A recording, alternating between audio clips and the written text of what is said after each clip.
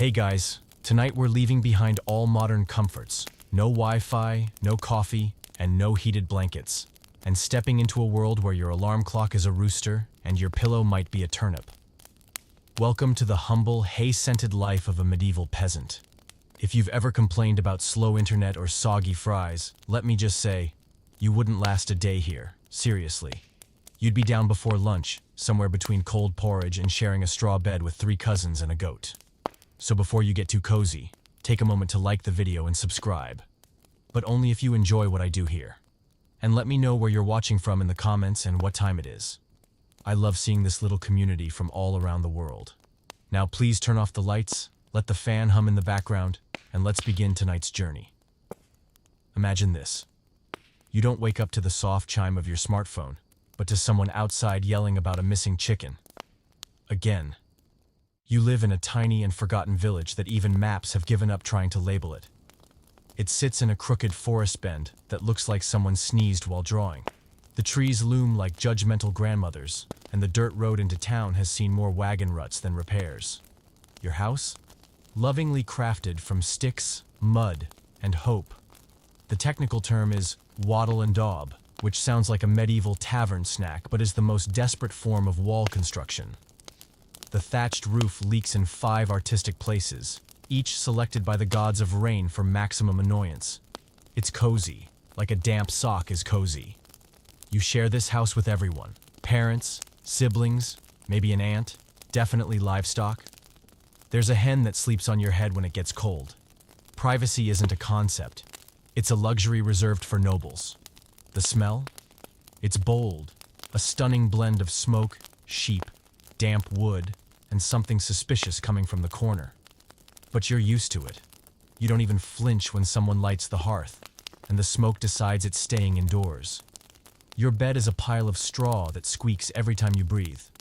No pillow, but you've mastered sleeping with your arm under your head and one eye open for spiders. The nearby forest isn't for exploring, it's for avoiding. Stories pour out of those woods. Wolves, witches, and one guy who went in looking for mushrooms and came out convinced he was a duck. You stay close to home, not out of fear, but because walking a mile in shoes made of sheep guts isn't worth it. Time is measured by the sun or how loudly your joints pop. Church bells from the next village might drift over on the wind, but mostly, you guess. If your back hurts and you're hungry, it's time to eat, or at least chew something edible-ish. You don't know your age. No one does. Age is measured in harvests, not candles. Do you remember when old Marjorie got struck by lightning and survived? That was at least 4 winters ago, maybe 5. She's fine now. He points at clouds and mutters. And yes, you've heard of cities. Vast places with stone buildings and people who bathe for fun. But that's like hearing about dragons. Fascinating, wildly unrealistic. You've never seen a city, probably never will. You wouldn't know what to do there anyway. Nobody wants to hear your theories on turnip storage or let your chicken sit at the table. But with all the mud, mess, and mild chaos, this place is yours. You know the trees. You know who makes the best stew. Hint, not your mom, but don't say it out loud. You know precisely which roofs to avoid when it rains. And that kind of knowledge, deep, bone-level familiarity, is a comfort all its own. The outside world may be full of kings, knights, and drama. But in your tiny village, survival is the story. One muddy, smoky, chicken-filled day at a time. You wake up with hay in your mouth, a goat chewing your sleeve, and the burning stench of something on fire. Maybe it's your dignity. Welcome to another glorious morning as a medieval peasant, where the rooster doesn't just crow. It screams like it's been personally wronged, and your body feels like it lost a tavern brawl with a sack of bricks. There's no snooze button. Just your mother shouting from the doorway. Get up, the pig ate your clothes again. You open your eyes to a smoky ceiling, a damp patch crawling down the wall, and your cousin drooling peacefully beside you. The luxury suite, medieval edition. And you'd better hurry. The early bird gets the warm turnip. The late bird gets yelled at and assigned latrine trench duty. Again. Now, breakfast. Oh, sweet summer child. Forget eggs, fruit, or anything that goes with a latte.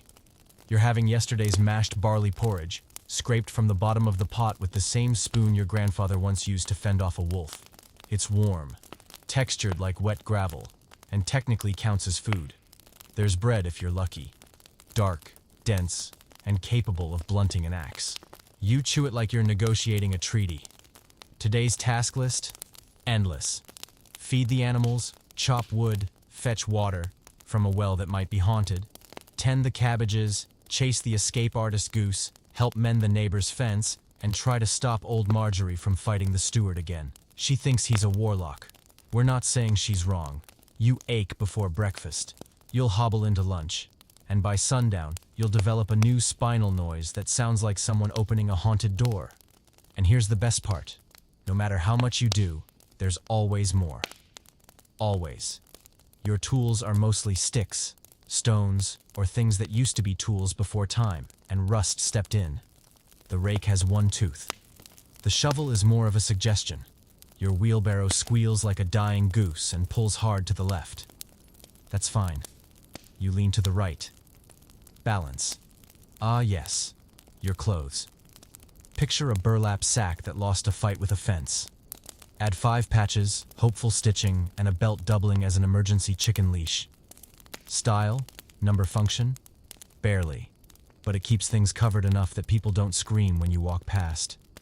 And yet, somehow everyone around you acts like this is normal. Because it is. This is the grind. The quiet, grimy, mud-caked exhaustion of medieval life. And you can't escape it because there's no such thing as a day off when firewood doesn't chop itself and the sheep are already plotting their breakout. Still, there's a strange pride in it. You may be covered in soot and mysterious bruises, but you can patch a thatch roof with one hand and stop a chicken brawl with the other. You don't need gold. You have calluses and an emotional bond with your home. Historians still debate whether peasants were just cogs in the feudal machine or silent heroes who kept the medieval mess from falling apart. Honestly, you don't have time to argue. You're too busy chasing a pig that's stolen your last clean sock. But here's the secret no one tells you. There's a rhythm to it. It's rough poetry in the routine. You know when the barley is ripe just by the way it leans. You can smell rain in the wind. You've memorized the cries of every animal in the village. And which ones are lying. You don't own much, but you know this world.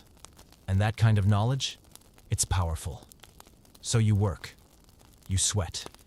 You mutter curses under your breath in case the priest is nearby. And you keep going. Because someone has to.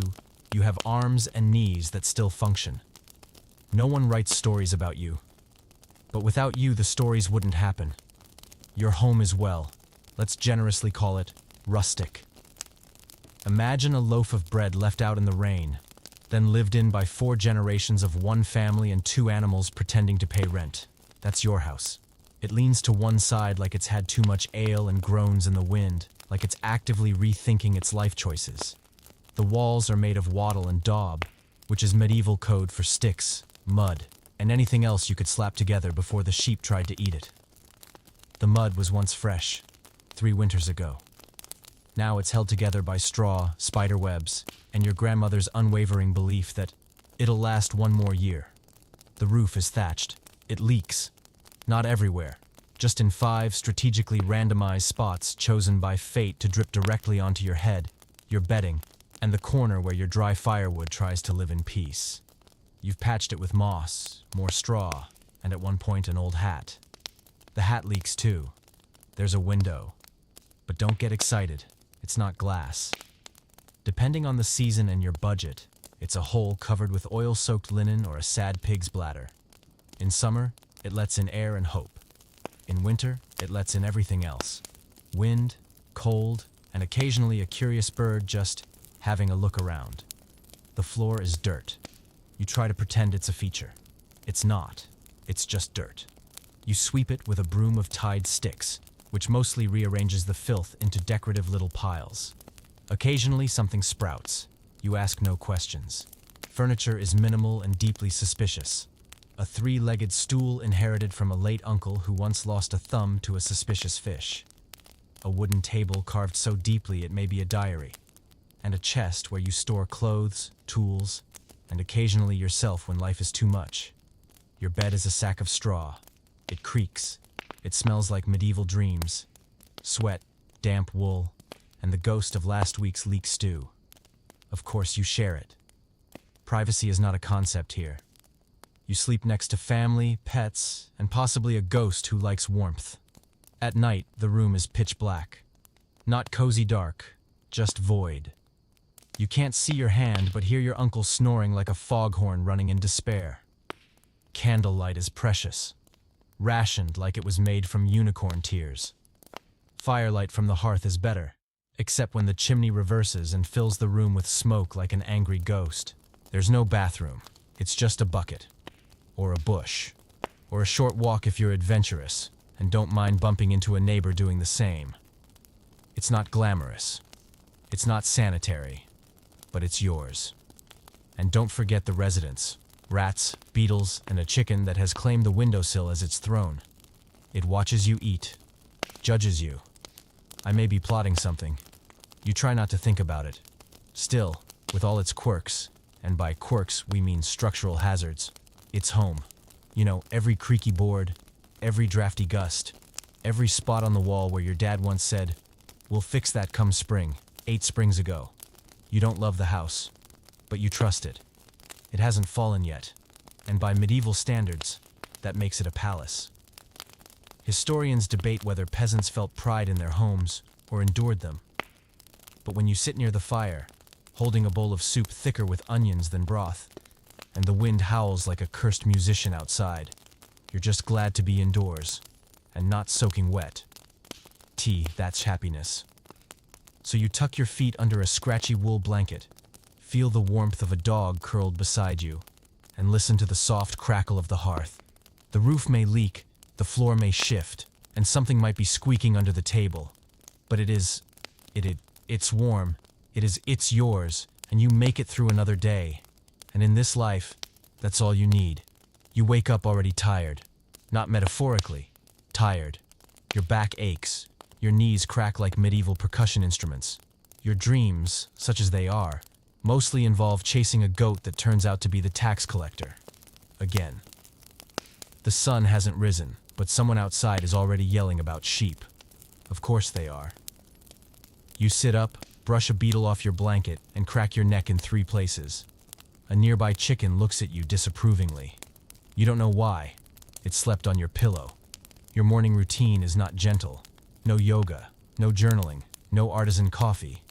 Just the cold slap of reality, a splash of water from a musty-smelling wooden bucket, last week's turnip, and the quiet resignation of yet another very long day. First, you light the fire. Carefully. The last time you got it wrong, it blew ash into your eyes and smoked the entire hut. Your mother still insists she saw a demon in the smoke. You insist it was just Uncle Bert snoring with his mouth open. Then, you check the coals. You must borrow fire from the neighbors if they've gone out overnight. This involves carrying a flaming stick across a muddy yard while trying not to ignite your only tunic or get attacked by the goose that guards its territory like a dragon. Fire is communal. Next, chores. There are so many chores. Infinite, replicating, endlessly mundane chores. You check the chickens. One is missing. Again. You suspect she's joined the miller's hens and is now living a better life. You sigh and move on.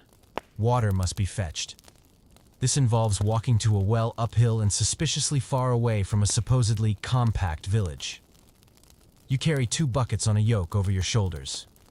When you return, your arms feel like boiled noodles, and your shirt fuses to your skin in places you didn't know could fuse. Breakfast? It's more like edible encouragement.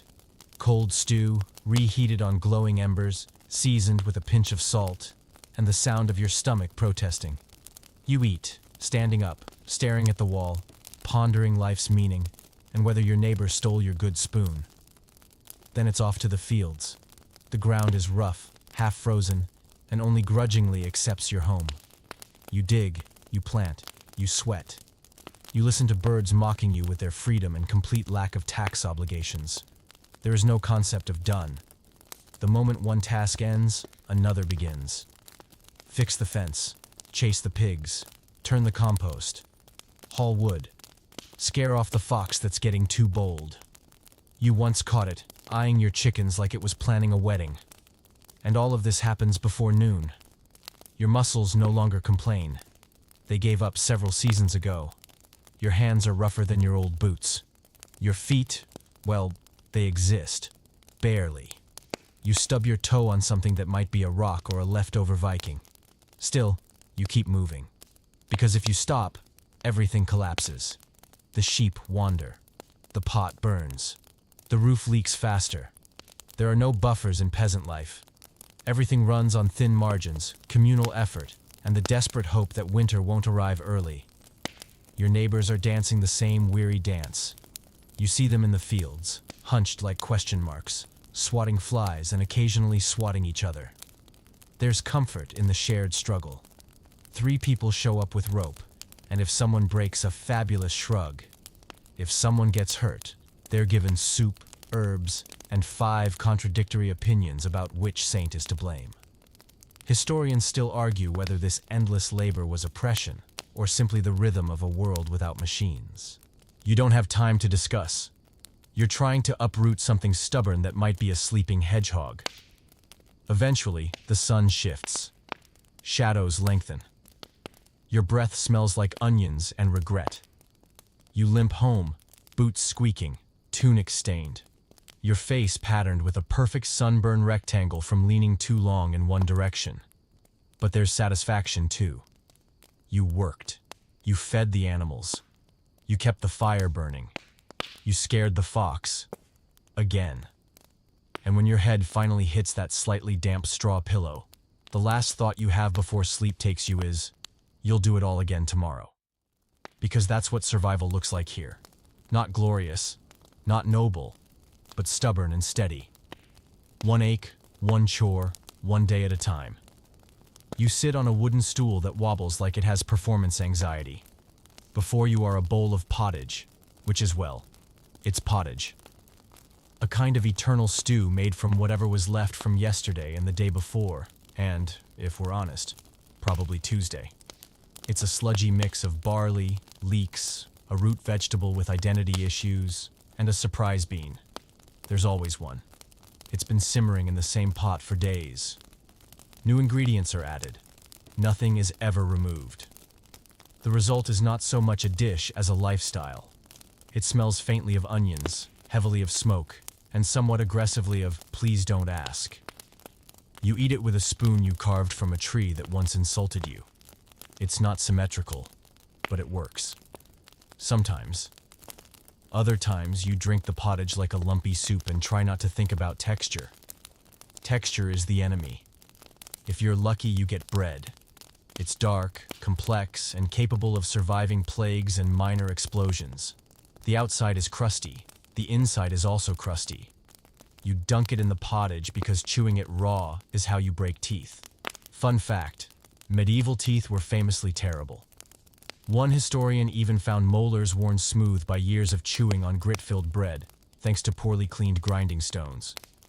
So yes, breakfast might hurt you while you are being fed. On special days, there might be a bit of cheese. It smells like ambition and old socks, but it's the closest thing you'll get to joy before lunchtime. On very special days, someone finds a dried apple. It's sliced into 7 pieces, and everyone gets to lick theirs. Drink? Ale. Warm, cloudy, thick enough to chew. It's not beer, not really. It's more like liquid bread with a side of potential regret. But it's safer than water, which is teeming with invisible bacteria you've never heard of and will never live long enough to name. Everyone drinks ale, including children, because no one wants to explain cholera to a 6-year-old. The ale has floaties. You pretend not to notice. Sometimes it fizzes, sometimes it growls. You don't ask questions. You eat in silence or grunted conversation. Rain coming, someone says. Saw a frog near the well, says another. These are the headlines of your morning. The daily newspaper is delivered by superstition and animal behavior. And if someone's missing from breakfast, you all quietly agree not to ask. Either they're sick or they're avoiding the stew. Possibly both.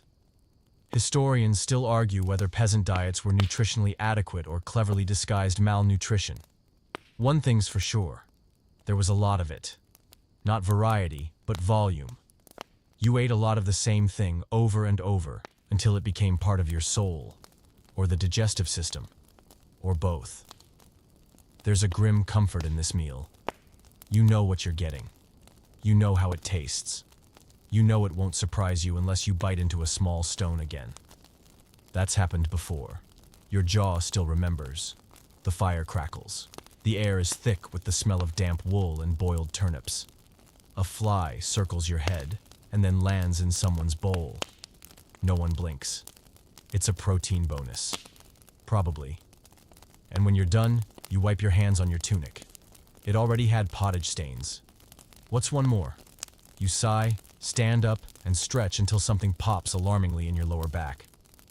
Breakfast is over. Fuel's in the tank. It's time to face the world. Mud, chores, and that one duck who has it out for you. Because in medieval times, even breakfast was a survival exercise. You step outside, and the mud greets you like an old frenemy. Enthusiastic, clinging, and everywhere. It's not just on the ground. It's on your boots, hem, face, and somehow already in your mouth. Welcome to your day. Work begins not with a clock, but with the sun squinting through clouds and a rooster with absolutely no volume control concept. You stretch, hear 3 distinct cracks in your spine, and get moving. Because no one else is going to haul that water, chop that wood, or convince the goat to stop eating the laundry. Your first stop, the field. Or more accurately, a patch of reluctant earth that's been farmed so hard, it started sighing whenever you show up. You grab your hoe, well-worn, handle splintered, blade slightly bent from an argument with a rock, and start digging. The soil isn't soft. It's not even pretending to be. It's clumped, stubborn, and full of things that shouldn't be there. Chunks of bone, last year's forgotten turnips, and a fork someone lost in 1322. But you dig anyway. Because without planting, there's no harvest. And without harvest, you get the culinary joy of boiled moss. Farming is backbreaking, slow, and repetitive. It is a form of psychological warfare. Plow, plant, weed, repeat. If you're lucky, the weather will cooperate. If you're fortunate, the birds won't eat everything before it sprouts. And if you're lucky miraculously, the steward won't show up halfway through and ask, "How's your yield looking this year?" Like you're growing gold nuggets. You take breaks when you can. Which is to say, you stop moving briefly and lean on your hoe until your legs remember they're attached to your body. Lunch isn't so much a meal as it is a moment. A bite of bread, a gulp of ale, a chance to sit down until your knees mutiny. Then it's off to chop firewood. Your axe has a personality, mostly stubborn. It gets stuck in knots, bites into bark enthusiastically, and occasionally decides it's a hammer. You swing, sweat, curse under your breath, quietly, your mum's nearby, and try not to drop the log on your foot. Again. Next, water. Again. You haul it from the well, balancing sloshing buckets on a yoke that cuts into your shoulders like it's got a grudge. The walk back is a wobbly, awkward dance of, don't spill it, don't trip, don't let the pig knock you over. And speaking of pigs, they're everywhere. Medieval pigs are not cute. They're hairy, clever, and slightly evil. One stares at you with the eyes of someone who's plotting. He probably is. You don't turn your back on him anymore. By mid-afternoon, you've been on your feet so long you're starting to forget what sitting feels like. Your hands are raw. Your shirt is soaked. You've got a leaf stuck to your cheek and no idea how it got there.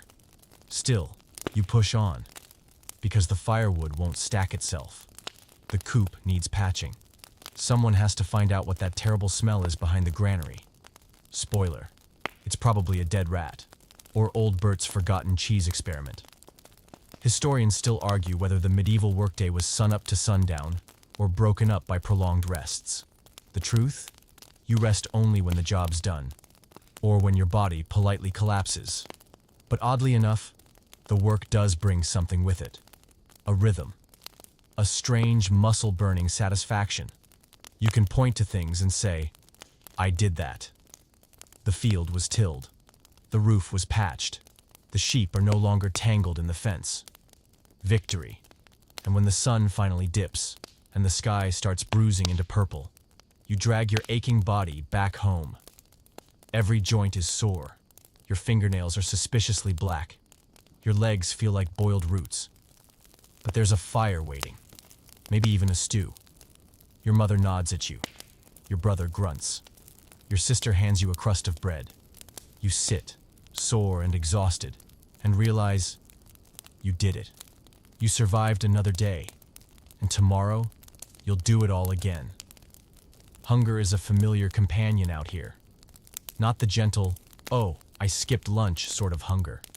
No, this is the, I just dreamed about eating my own shoes and was almost convinced kind. The kind where a single crumb of bread can spark a full-blown family negotiation. One where Uncle Bert suddenly remembers he's a lawyer. Food in your world isn't just nourishment. It's an aspiration. It's fantasy. It's the stuff of bedtime stories and mild hallucinations. You don't eat because it's mealtime. You eat because you might mistake your hat for a biscuit if you don't. Let's start with the hero of every meal. Pottage. It's not soup. It's not stew. It's pottage. A culinary shrug. The dish that dares to ask, what happens if we keep adding stuff forever? It's been simmering for days. Weeks, maybe. Topped off daily with whatever you didn't trip over on the way to the door. Leeks, oats, wild onions, 2 suspicious roots, and a bean. There's always one bean. It stares at you. Texture, untrustworthy. Color, ambiguous. Flavor, a mystery wrapped in an enigma. Seasoned with ash. You eat it anyway because chewing is better than weeping. On better days, you get bread. Better is highly relative. It's dark. It's dense. It could double as a building material. You once dropped it, and it bounced. It's made from rye, barley, or whatever didn't get eaten by rats. Often the flour is full of grit, actual rock dust, because your millstone's been through a lot, and so have your teeth. And yet you dunk it in your pottage, pretending it's croutons, while simultaneously wondering if your molars just made a break for it. Now, famine. Famine is a whole different beast. Things get grim when the weather forgets how seasons work, or the crops decide to take a personal day. The pottage turns creative. You start tossing in acorns, after soaking them for 3 days to avoid bitterness and, death. You grind up ferns. You eye the dandelions like they owe you money. Tree bark enters the chat. There's a famine bread made of ground roots and bark that tastes like betrayal and has the chewiness of medieval regret. You bake it over an open flame and pray your teeth forgive you. Still hungry? Congratulations. It's time to invent cuisine. Weeds are now a vegetable. Moss is a garnish. And if you find a turnip, you throw a feast. A turnip. It's a root so bland it once got kicked out of a salad. And yet, in this world, it's a star. Sometimes you get desperate. People boil shoe leather. You once saw your cousin try to make broth out of a belt. It didn't work, but he insists it had umami. You don't even know what that means. But then, the miracle. Feast days arrive. Sweet, glorious, church-mandated excuses to eat. The village puts on their least milded tunics. Music starts. Someone's cousin misplays the bagpipes, and food appears like magic. Actual meat. Goose, pig, or something that might have once quacked. Honey cakes, apples baked in ash, cheese that smells like old shoes but tastes like joy. It's glorious. For one night, you eat like a king. And then it's back to the grind, the stew pot, and the daily pottage lottery. You open the lid. You see something new. You don't ask. You stir. You serve. You chew. You survive. Historians still debate whether peasant diets were tragically limited or quietly nutritious. All you know is you've eaten the same soup for 7 days straight, and it's beginning to develop a personality. But the truth is, food is community. You don't starve alone. When things go wrong, the village rallies. Someone brings a bit of flour. Someone else shares salt. An old lady hands you half a dried plum like she's giving you the crown jewels. You trade eggs for herbs. You stretch every crumb, and somehow no one goes completely without. Because out here, survival isn't heroic. It's cooperative. So you keep eating. You chew that bread like it owes you money. You raise your spoon to the gods of stew. You swallow something leafy that might have been a sock in a past life. And you smile, sort of, because you're still here, still fed, still upright. And in the world of medieval peasants, that's called a win. Let's talk about what's really in your dinner, besides dreams, desperation, and a chunk of bark that no one admits putting there. Food in medieval peasant life comes with generous help and bonus content. It's not just that the ingredients are humble, it's that they come straight from the ground, the stream, or the goat, and never really stop being part of those environments. First of all, cleanliness. Or, as it's known in your household, that thing we talk about but don't always do. The vegetables are pulled from the dirt, given a brisk shake, and tossed into the stew. Washing them? With what water? That's drinking water. Dirt builds character. So do bugs. You bite into a carrot and it crunches. Not just because it's undercooked, but because there's still a pebble clinging to it like a particularly affectionate parasite. You don't even flinch anymore. You spit it discreetly into your sleeve and keep chewing. Let's not forget the prep station, the communal wooden table.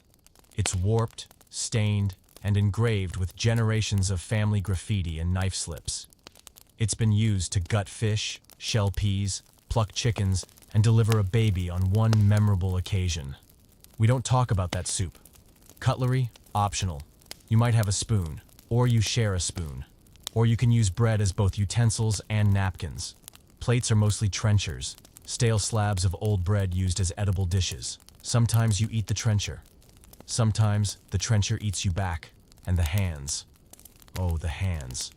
You've been farming, hauling, scraping, digging, and now you're cooking barehanded because gloves haven't been invented for peasants yet. You stir the pot with fingers that still smell faintly of sheep, but it's fine. You've built up an immunity to everything except irony. And to make things more exciting, let's throw in some lovely medieval pests. There's always a fly. There's sometimes a beetle. You once found a frog in the butter. It blinked at you. You gave it a name. The butter was returned to the shelf. Now, about the kitchen. No such thing. Cooking happens over the hearth, a smoky, temperamental pit in the center of the hut that sometimes functions as a fireplace and sometimes as a smoke grenade. There's no chimney, just a hole in the roof that politely funnels the smoke directly into your lungs. Everything smells like ash. Everything tastes like ash. Your stew could contain 7 different herbs, a boiled egg, and half a chicken, and you'd still only taste burnt. And the firewood, green, wet, or moldy, is your only fuel. It hisses, it sputters, it goes out mid-boil. You once spent 2 hours trying to light it with a spark and a prayer, while your grandmother yelled advice that contradicted itself every 10 seconds. Still, somehow, meals get made. And despite the odds, they're edible. Mostly. You eat them because you're starving. You eat them because food is food. You eat them while avoiding the smoke with one hand and holding the stew pot steady with the other. Historians still argue whether peasant meals were nutritious or just desperate. But one thing's clear. They were resourceful. You used every part of everything. Bones for broth, beet greens for stew, stale ale for cooking. Even crushed snail shells have a weird, crunchy spice. You didn't mean to include them. It just happened. And honestly, sometimes it's good. Good. A perfect onion. A loaf of fresh bread. It's a lucky piece of meat that isn't entirely gristle. You savor it. Slowly.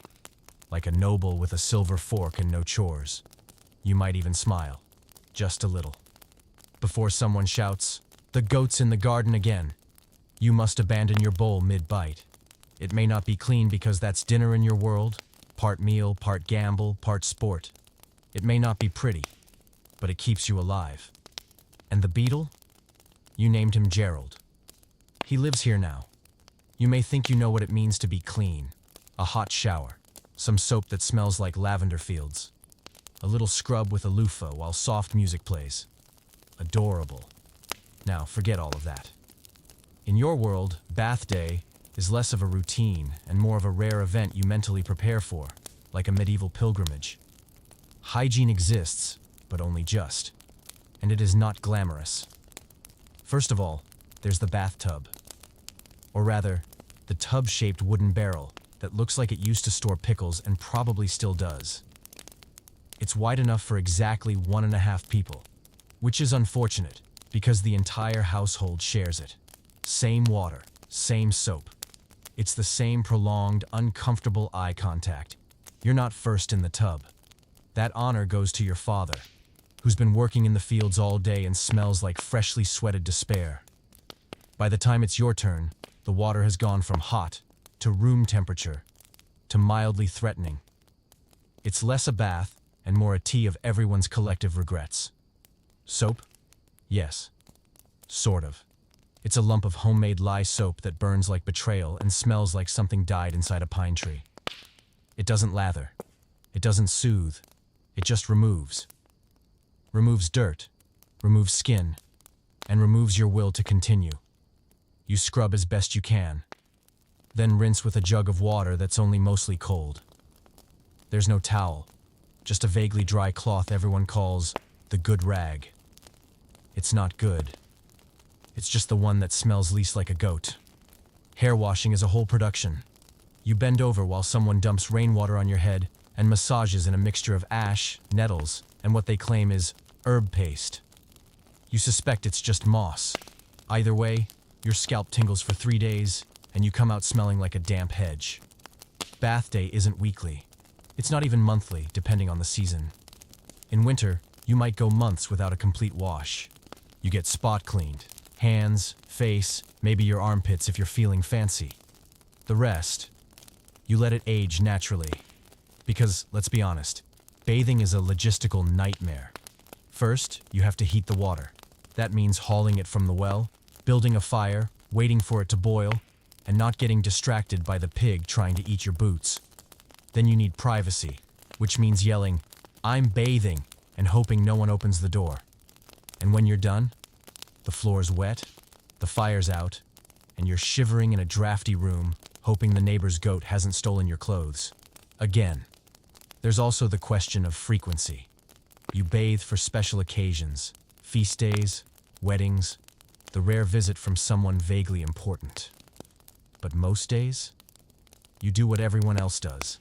Live with it. Mask the smell with herbs. Pretend it's not that bad. I hope the other person smells worse. Historians still debate just how stinky medieval peasants were. Some argue they used natural herbs and river bathing enough to stay reasonably clean.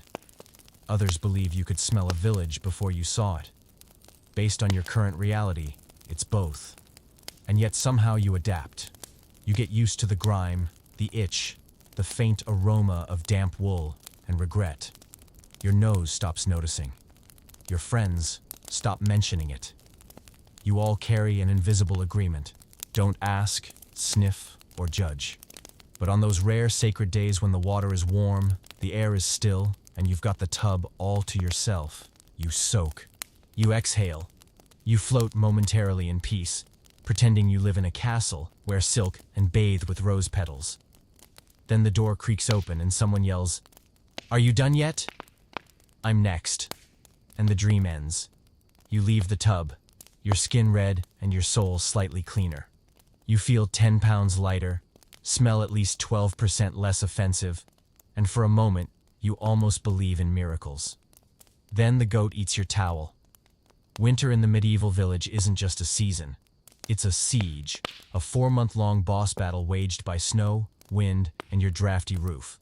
You don't prepare for it so much as a brace, like someone locking eyes with an oncoming ox cart and whispering, "Well, here we go." It starts with a chill in the air and ends with you sleeping in your boots under 3 layers of scratchy wool and 1 disgruntled chicken.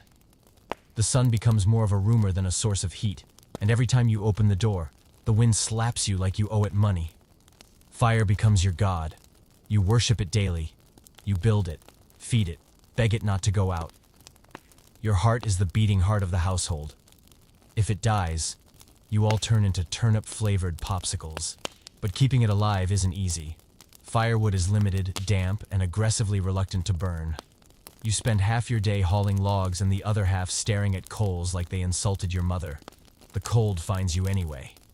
It creeps through cracks in the daub walls, slithers under the door, and coils around your ankles with the persistence of an unpaid debt. You wear everything you own all at once.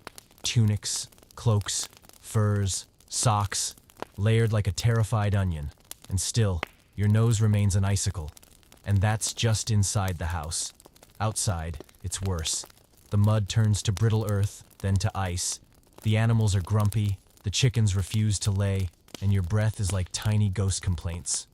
You try to do chores with mittens made of stitched-up old rags, but drop the bucket every third step because your fingers have unionized and are threatening to strike. Food? Ha. You're down to root vegetables and dried regret. The stew is mostly turnip. The bread is harder than emotional trauma. Occasionally, someone adds old pickled herring for flavor, which is a lie. That's not flavor. That's punishment. Depending on how generous the chicken feels, you spend your evenings huddled near the fire with your family, neighbors, and possibly your livestock. It's crowded. It's sweaty. It's a symphony of coughs, creaking joints, and the occasional fart someone blames on the dog. Sleep happens under a mound of shared blankets and strategically placed siblings. You spoon whoever's warmest. There are no rules, only warmth. If someone rolls over and steals the blanket, they get yelled at, smacked with a spoon, and possibly pelted with cold potatoes. And the sounds. Oh, the winter sounds. The roof creaks like it's auditioning for a horror story. The wind howls through the cracks in the walls, sometimes forming words like move or you reek. You're unsure if it's the wind or your neighbor yelling through the chimney. Bathing? Not a chance. You're lucky if you wash your face with snow. Hygiene becomes a fond memory from autumn. You sometimes forget what your knees look like under all those layers. Historians still argue whether winter was truly a time of rest for peasants or a slower kind of suffering. Sure, you're not planting or harvesting, but you're still alive, cold, and swearing at the fire like it understands English. And yet, in all this frozen misery, there are moments. Moments of warmth. Moments of laughter. Someone tells a ridiculous story about a goat who stole a priest's hat. Someone brings out a hidden stash of dried apples. Someone starts singing terribly, and everyone joins in because it feels less like survival and more like life. You find joy in small things. A good flame, a warm bowl, a chicken that finally lays one blessed egg. You survive by sharing everything. Space, food, blankets, complaints. You become a walking patchwork quilt of patience, hope, and practical layering techniques. Because winter is merciless. But you're more stubborn than frostbite. So you wake up each day, crack the ice from your boots, stoke the fire, and whisper to yourself, "We're halfway through. Probably, maybe." Then you pull your cloak tighter, shove another log on the flames, and keep going. Because that's what peasants do best. There are blankets, and then there's Bertha, the family cow.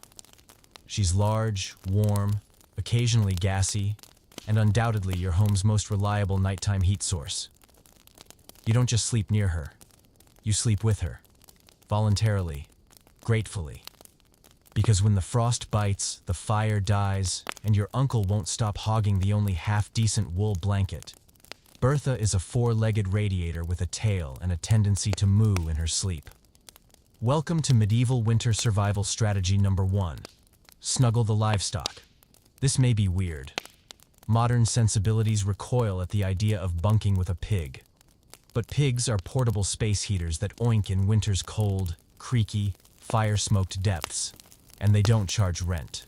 The cow sleeps in the room next to yours, though room is generous. It's more like a divider of old planks, a bit of straw, and the general understanding that if she kicks, you move. Her breath steams in the air like a dragon with social anxiety, and her body radiates the heat you thought only existed in stories about toasty inns and royal cloaks. Chickens roost on rafters, occasionally dropping gifts on the floorboards. A goat curls up by the door like an aggressive draft blocker. Even the family dog, who usually sleeps outside, slinks in around January with an expression that says, "Let's never talk about this again." This isn't just a quirky arrangement. It's survival. Body heat is currency. Every degree counts. You've wrapped yourself in layers until you resemble a laundry pile with opinions. But the collective warmth, people, animals, stew pot still radiating heat, keeps frostbite at bay. And yes, it smells. You've got wet wool, wood smoke, animal breath, and something deeply suspicious from the hay pile. You don't ask. You breathe through your mouth and remind yourself that smell is a small price to pay for circulation. There's a rhythm to winter nights now. You all sleep in a pile, siblings, cousins, livestock, like an overambitious medieval burrito. If someone needs to get up at night, it involves whispered apologies, accidental elbows, and at least one stepped-on tail. You share everything: space, blankets, warmth, occasionally dreams. Once your brother muttered turnip pie in his sleep, and everyone sighed in unison. It was a good dream, a rare dream. You all went back to sleep hungrier, but a little happier. Historians still debate whether peasants honestly shared sleeping quarters with animals, or if that's an exaggeration. You'd invite them over for one night, just one, to experience the bliss of pressing your freezing toes against the warm flank of a very sleepy cow. Then, they'd write the footnotes. In the morning, you wake up slightly flattened but not frozen. That counts as success. The fire is mostly embers. The windows, well, the pig bladder stretched over the window hole, are frosted with beautiful, delicate patterns that you don't stop to admire because your breath just turned into ice mist and your foot stuck to the floor. You throw off the blanket, disturbing a cat, 2 chickens, and your sister's elbow. You stoke the fire. You start breakfast. You check on Bertha, who opens one eye, sighs deeply, and goes back to sleep like the bovine queen she is. And maybe it's not glamorous. It may not be elegant, but it works. You're warm. You're alive. And despite the frost nibbling at the edges of the windows and the fact that someone drooled on your sleeve, you survived the night. Thanks, Bertha. Fire in winter is not just comfort. It's life. A flickering, crackling, occasionally smoke-belching miracle that stands between you and a slow transformation into a peasant-shaped icicle. And keeping it alive? That's your new full-time job. Forget the fields. Forget the animals. The challenge is convincing a bundle of damp twigs to become a blazing inferno. Welcome to fire banking, the ancient, noble art of not letting the fire die. You don't have matches. You don't have lighters. You don't even have dry kindling most days. What you do have is a pile of semi-rotted wood, a piece of flint so small it should have retired last autumn, and the sheer determination of someone who refuses to freeze to death in their hut. Before bed, you prepare the hearth like it's a baby bird. You stack the coals. You arrange the ashes. You tuck it in lovingly with a blanket of embers, whispering sweet nothings like, "Please don't betray me." You cover it with a thick layer of ash to keep it insulated and smoldering. Then you go to sleep with fingers crossed and one eye open. Because if that fire goes out overnight, you're waking up to a room colder than a tax collector's handshake. And relighting it? That's not a quick fix. That's a 2-hour ritual of muttered curses, splintered knuckles, and breath-blowing usually reserved for romantic scenes in frosty meadows. You strike a flint. You coax sparks. You blow gently. You wave the fire like you're performing interpretive dance. And maybe, you get a flame. Or it laughs in your face and dies again. Which is why most peasants didn't let it go out. Ever.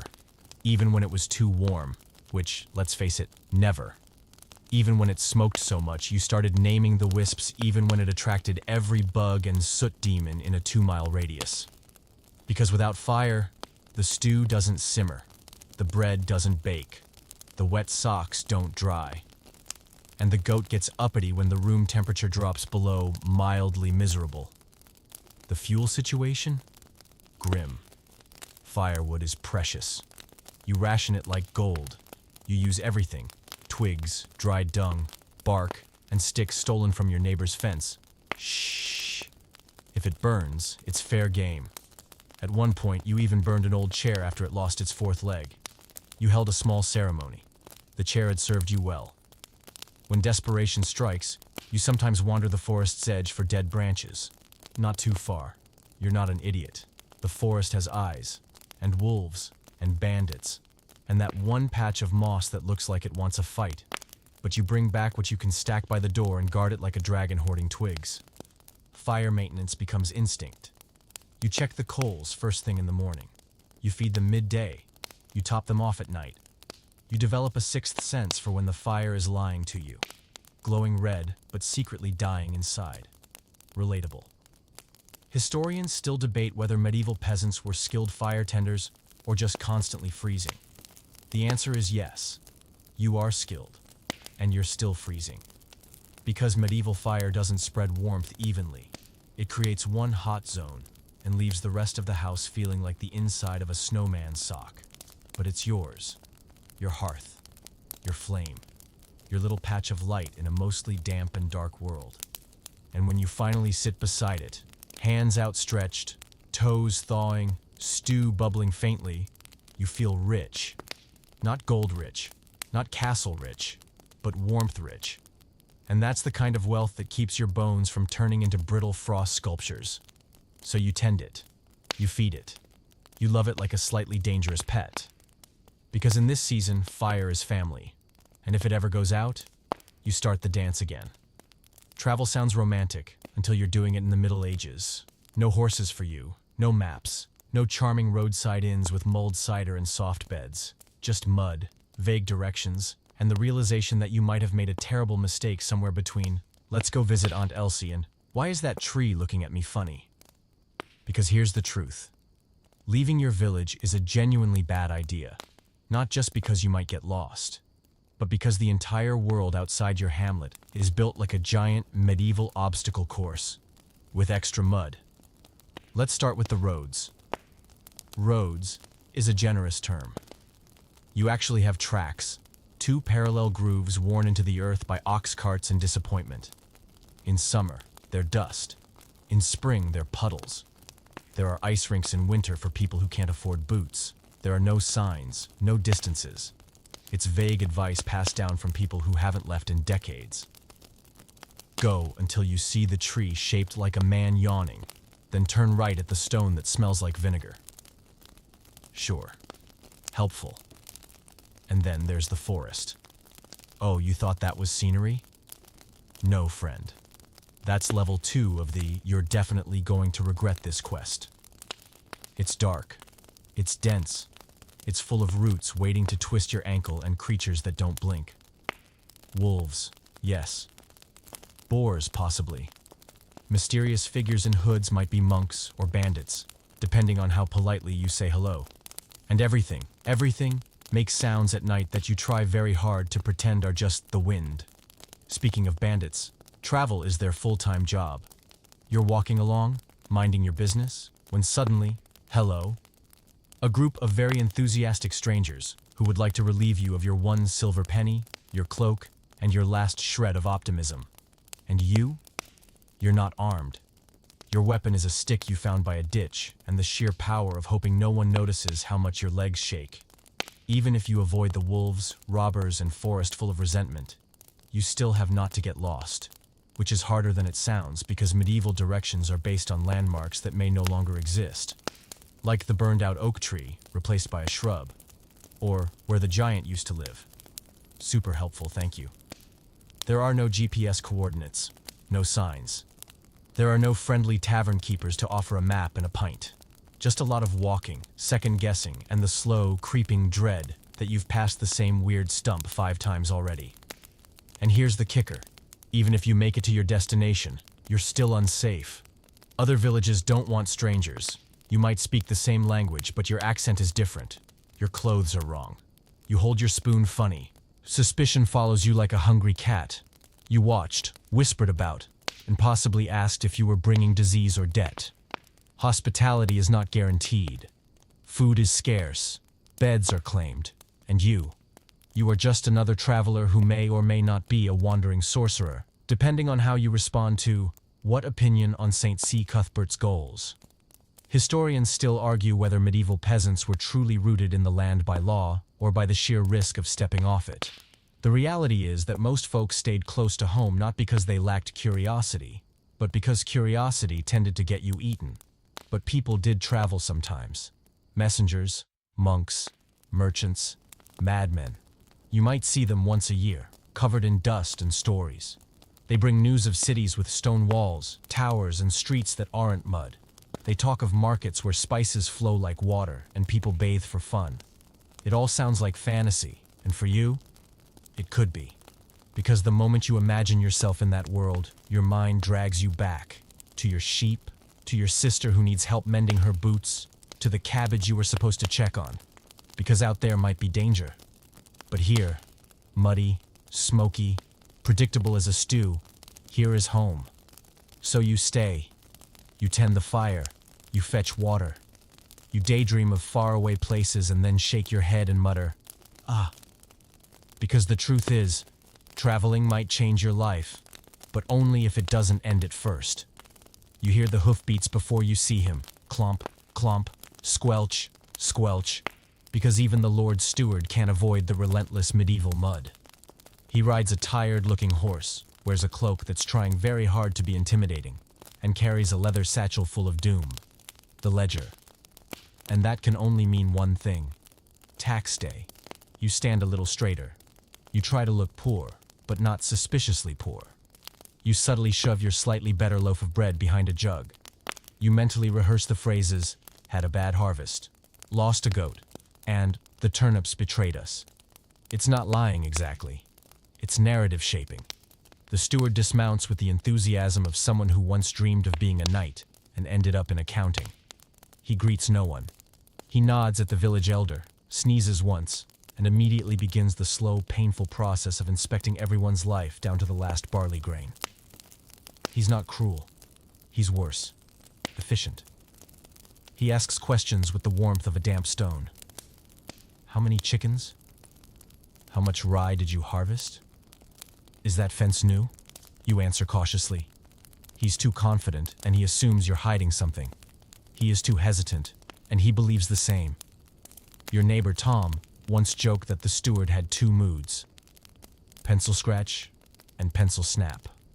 No one laughed, especially not Tom, who got taxed double for interrupting official documentation with merriment. You lead the steward into your home. He squints at your pile of firewood, like it owes him an explanation. He notes your single cow and your suspiciously plump goose. He makes a noise when he sees your daughter's new tunic, as though the fabric is a personal insult. Then comes the worst part. He writes things down. Slowly. Carefully. With a smugness only wielded by people who own quills and never get their boots muddy. You know what comes next. Tallies. Quotas. Maybe even a small fine for that unauthorized cabbage patch. You pay in grain, in labor, in anything he deems valuable. Sometimes he accepts eggs. Sometimes he wants you to help repair a road for the good of the realm, which sounds noble until you're hauling rocks for 8 hours, and your reward is a shrug. And if you're behind, if the winter was hard, the rats were bold, and St. Mildred's goat cursed the harvest, he doesn't want excuses. He wants numbers. You might beg. You might offer what you can. He might say he understands. Then double the tithe next month to compensate for your generous underperformance. Historians still debate whether the steward was seen as an enforcer of order or a villain in a dull story. You don't debate. You try not to flinch when he glances at your second sack of barley. The steward doesn't work for you. He works for the Lord, the actual landowner, the one who lives in a distant manor with genuine windows and maybe a bed that doesn't creak every time someone sneezes. You've never met him. You're not even sure he exists. But his steward? Oh, he's real, and he's here. And heaven forbid you forget your taxes. There are punishments, not just fines, forced labor, confiscated animals. In extreme cases, eviction. Being told to leave your land in a world where every other patch of land is owned by someone who'd rather tax you than take you in. So you do your best. You give the steward what he asks. You nod politely. You pretend you're thrilled to hear that the king is considering another war, which might mean even more taxes, temporarily, of course. Which might mean even more taxes, temporarily, of course. When he finally leaves, The village exhales not all at once. That would be suspicious. Just a slow trickle of relief, like water draining from a very leaky roof. You return to your chores. You hide the good bread again. You count your chickens twice, just in case. And though you grumble and joke about him behind his back, quietly, very quietly, you know he'll be back. He always comes back. Rain or shine, plague or feast day, there will always be a man with a ledger and a horse that looks equally fed up. In this world, even your hard-earned money barely gets an intermediary. You've never met your Lord. Not really. You've seen him once, maybe twice, from a distance, atop a horse so polished it probably bathes more often than you do.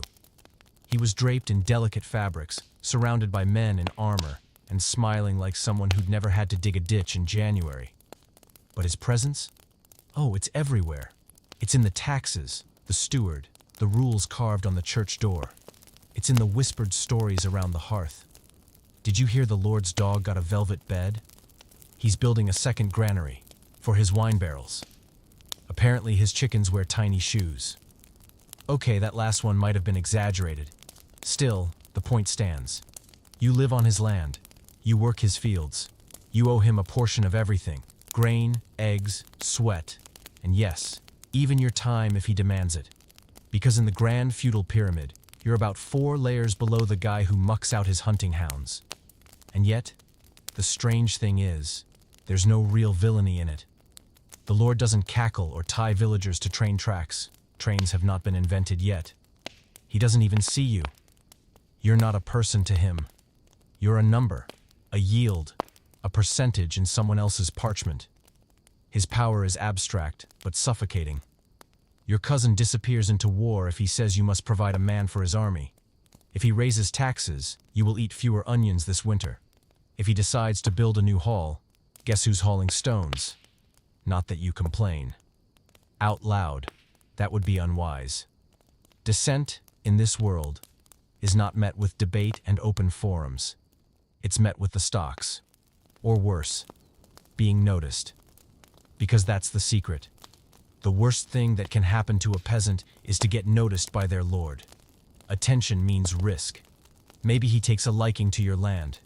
Perhaps he decides your daughter would be a fine servant in his household, and we all know that. Maybe he thinks your fence looks too new. Better tax that enthusiasm. So you stay low, you stay muddy. You nod respectfully and say "my lord" even when he's not around, in case the wind carries your voice to the wrong ears. Historians still argue whether the average peasant was loyal to their lord, or simply too exhausted to resist. Based on your experience, the answer is yes. Loyalty, fear, habit. They blend like leftover pottage. You don't question the system because questioning the system is a luxury reserved for people with warm cloaks and personal guards. Besides, not all lords are monsters.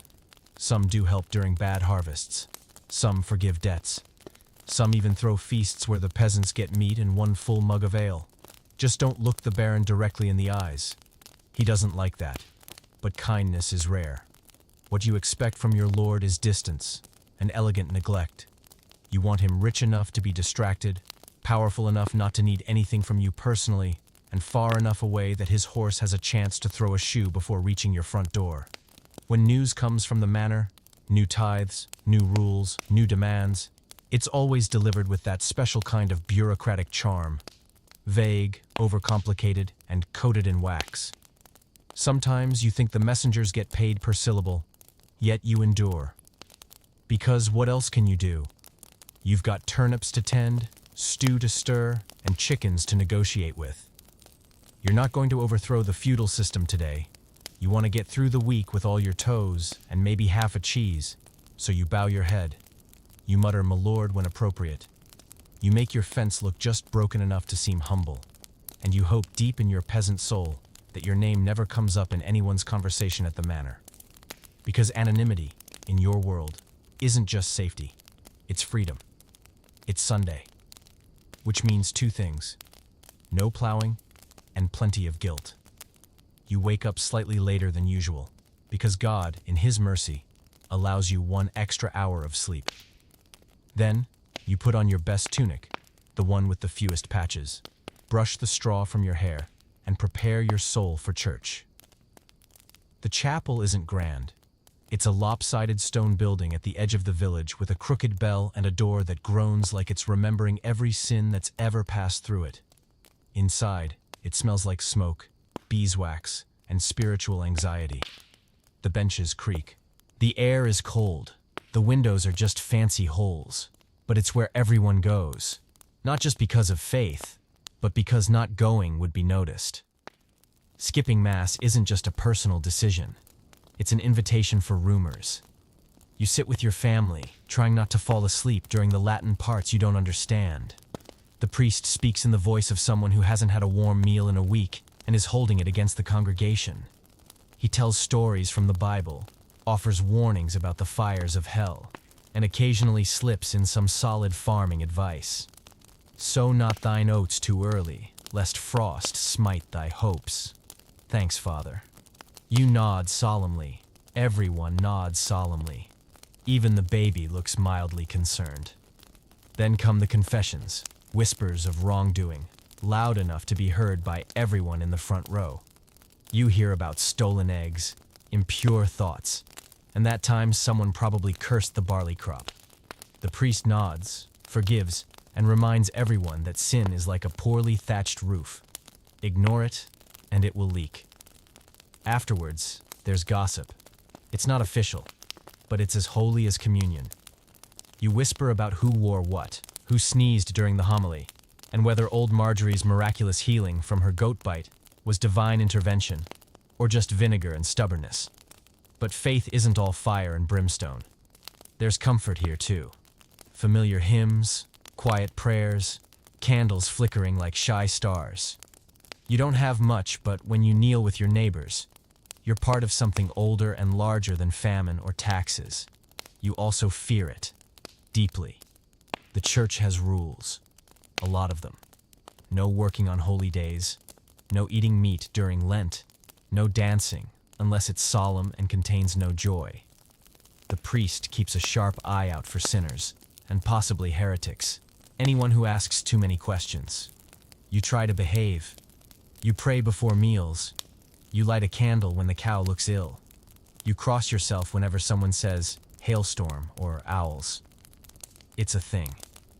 But medieval religion isn't just rules. It's stories. Tales of saints who lived in caves, drank only dew, and tamed wolves with kindness. Miracles that feel suspiciously like lucky coincidences. Curses that sound a lot like "don't touch that" warnings with extra drama. Once, a traveling friar told a story about a man who angered a saint and became a mushroom. That stuck with you. There are relics too. Holy objects are locked in wooden boxes and displayed twice a year. The priest says one of them is a toenail from St. Cuthbert. You're not entirely convinced, but you nod along with reverence because no one wants to be the guy who doubts a saint's foot hygiene. And then there are the local superstitions. It is not an official doctrine, but everyone believes them. Don't walk under a ladder during Lent. Don't sweep after sunset. It invites demons. Don't touch the old well at night unless you want dreams of screaming sheep. No one remembers why these rules exist, but breaking them feels like tempting divine sarcasm. Historians still argue whether medieval peasants were deeply religious or afraid of cosmic consequences. You lean toward both. Faith is comfort. But it's also a complex, exhausting checklist of things you must not do if you want your turnips to grow and your soul to avoid eternal weeping. Still, there's something beautiful about it. The rituals, the rhythm. The way bells mark time is better than any sundial. The way people cross themselves automatically when a child coughs. The way the chapel, drafty as it is, always feels like the center of your tiny, muddy universe. So you leave Mass, blinking in the light, full of piety and potato-based gossip. You'll try to sin less this week. You'll probably fail. But that's all right. The priest's door is always open. And you've got a candle lit just in case. Because in a world ruled by weather lords and leaky roofs, sometimes the only thing keeping you upright is a whispered prayer and the faint hope that St. Cuthbert is watching over your cabbages. It's market day. That magical, chaotic, borderline overwhelming moment when your sleepy little village transforms into a bustling swirl of noise, smells, and accidental elbows. For a brief moment, everything feels connected. The whole world decided to converge on your muddy patch of nowhere, bearing turnips, chickens, gossip, and possibly fleas. You wake up early, heart pounding like it's Christmas morning, if Christmas came with haggling and goat droppings. You throw on your second best tunic. Your best is still drying after last week's incident involving a tipped chamber pot. And grab your little bundle of goods. Eggs, woven cords, and maybe a carved spoon if you're feeling entrepreneurial. Because today, you're going to trade, you're going to barter, you're going to make deals. Or, at the very least, try not to come home with fewer onions than you started. As you approach the village square, you hear it first. Shouting, laughing, bells, clucks, neighs, the unmistakable yelp of someone stepping on a rake. Then you see the stalls, wooden tables draped with cloth, baskets bursting with goods, and people, so many people, from neighboring hamlets and traveling merchants who speak with suspiciously theatrical accents. It smells like fried dough, fresh herbs, smoke, sheep, and a hint of pickled disaster. It's glorious. You wander through the crowd like a duck in a thunderstorm, confused but determined. One stall offers iron nails, another sells ribbons that might once have been white, and one bold soul is peddling miracle cures made of garlic, vinegar, and what appears to be frog juice. You trade your eggs for a chunk of cheese that smells like sin and happiness. You swap your woven cord for a length of rough cloth. You attempt to trade your spoon, but the merchant already has 4 and claims they're cursed. And then there's the entertainment. A juggler drops apples. A musician with 3 strings and 1 eye plays something vaguely like a tune. A dancing bear, you're still not sure if that's legal, thumps along, followed by a small child collecting coins and offering enthusiastic roars. The local ale stand is swamped. Men are already red-cheeked and singing by midday. Someone's trying to flirt with the baker's daughter using only interpretive dance and a particularly enthusiastic leek. You make a mental note not to do that. But markets aren't just about buying and selling. They're where you learn things, real things. Who's sick? Who's betrothed? Who's running away with the cooper's apprentice? One merchant whispers that war is brewing in the south. Another swears he saw a monk sneeze gold. You nod, intrigued, and trade a turnip for details. You also see things you've never seen before. Salt from the coast, dried oranges that smell like sunshine, a pair of shoes so fine you're afraid to look directly at them. You don't buy anything, of course, but you touch, you wonder, you imagine. Historians still debate whether markets were vital community hubs or glorified pickpocket conventions. And to be fair, you did lose a coin purse once, but you also found a scarf, and a friend, and possibly a love letter written on the back of a beet recipe. The church keeps a wary eye on the festivities. Too much cheer might lead to dancing, and you know how that goes. Dancing leads to joy. Joy leads to sin. Sin leads to more market stalls. But for now, joy wins. The afternoon sun casts long shadows over barrels of apples and sacks of grain. Children chase each other between carts. A rooster escapes and leads 3 men on a wild goose chase, ironically without a goose. Someone proposes marriage next to the honey cakes. She says yes. The crowd cheers. Then, someone sneezes into a cabbage, and it all gets awkward again. By the end of the day, your feet ache. Your satchel is heavier than you remember, and your face hurts from smiling. You walk home slower, chewing on a roasted chestnut, watching as the stalls come down, the carts roll out, and the village exhales back into its regular rhythm. You didn't get rich. You didn't buy that miracle potion, but you were part of something.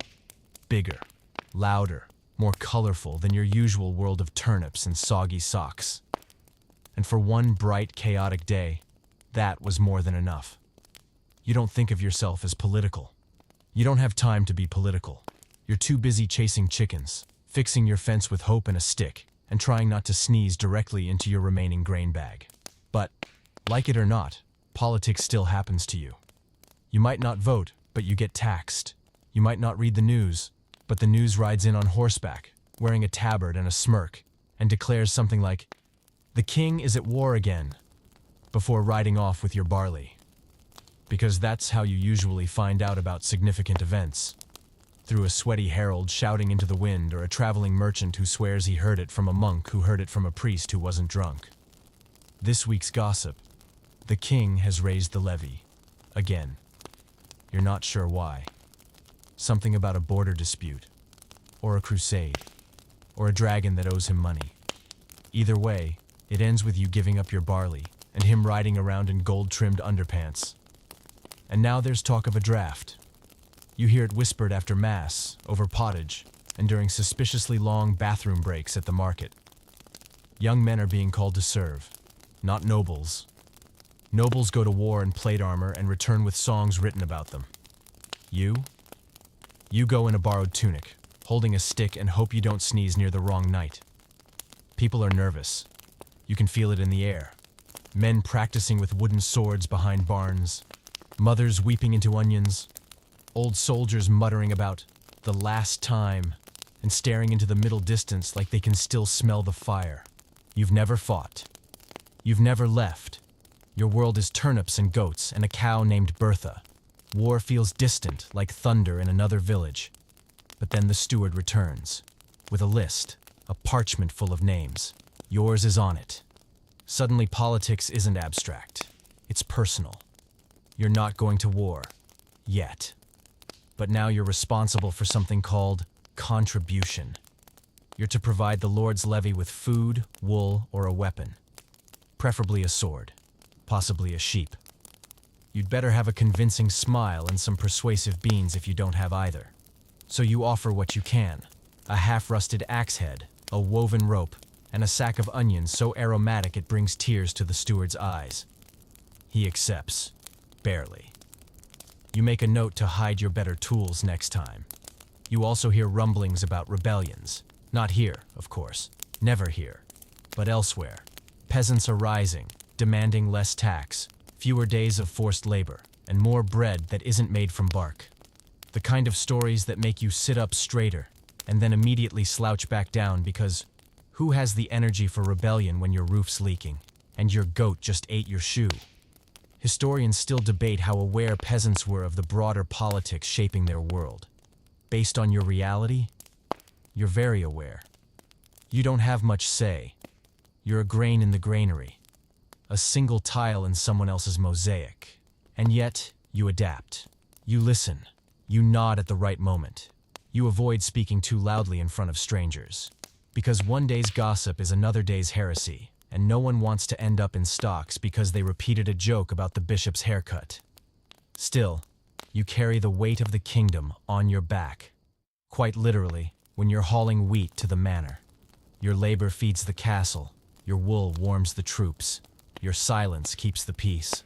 But sometimes, just sometimes, you let yourself imagine a world where you're holding the pen, writing the laws, choosing which turnips get taxed.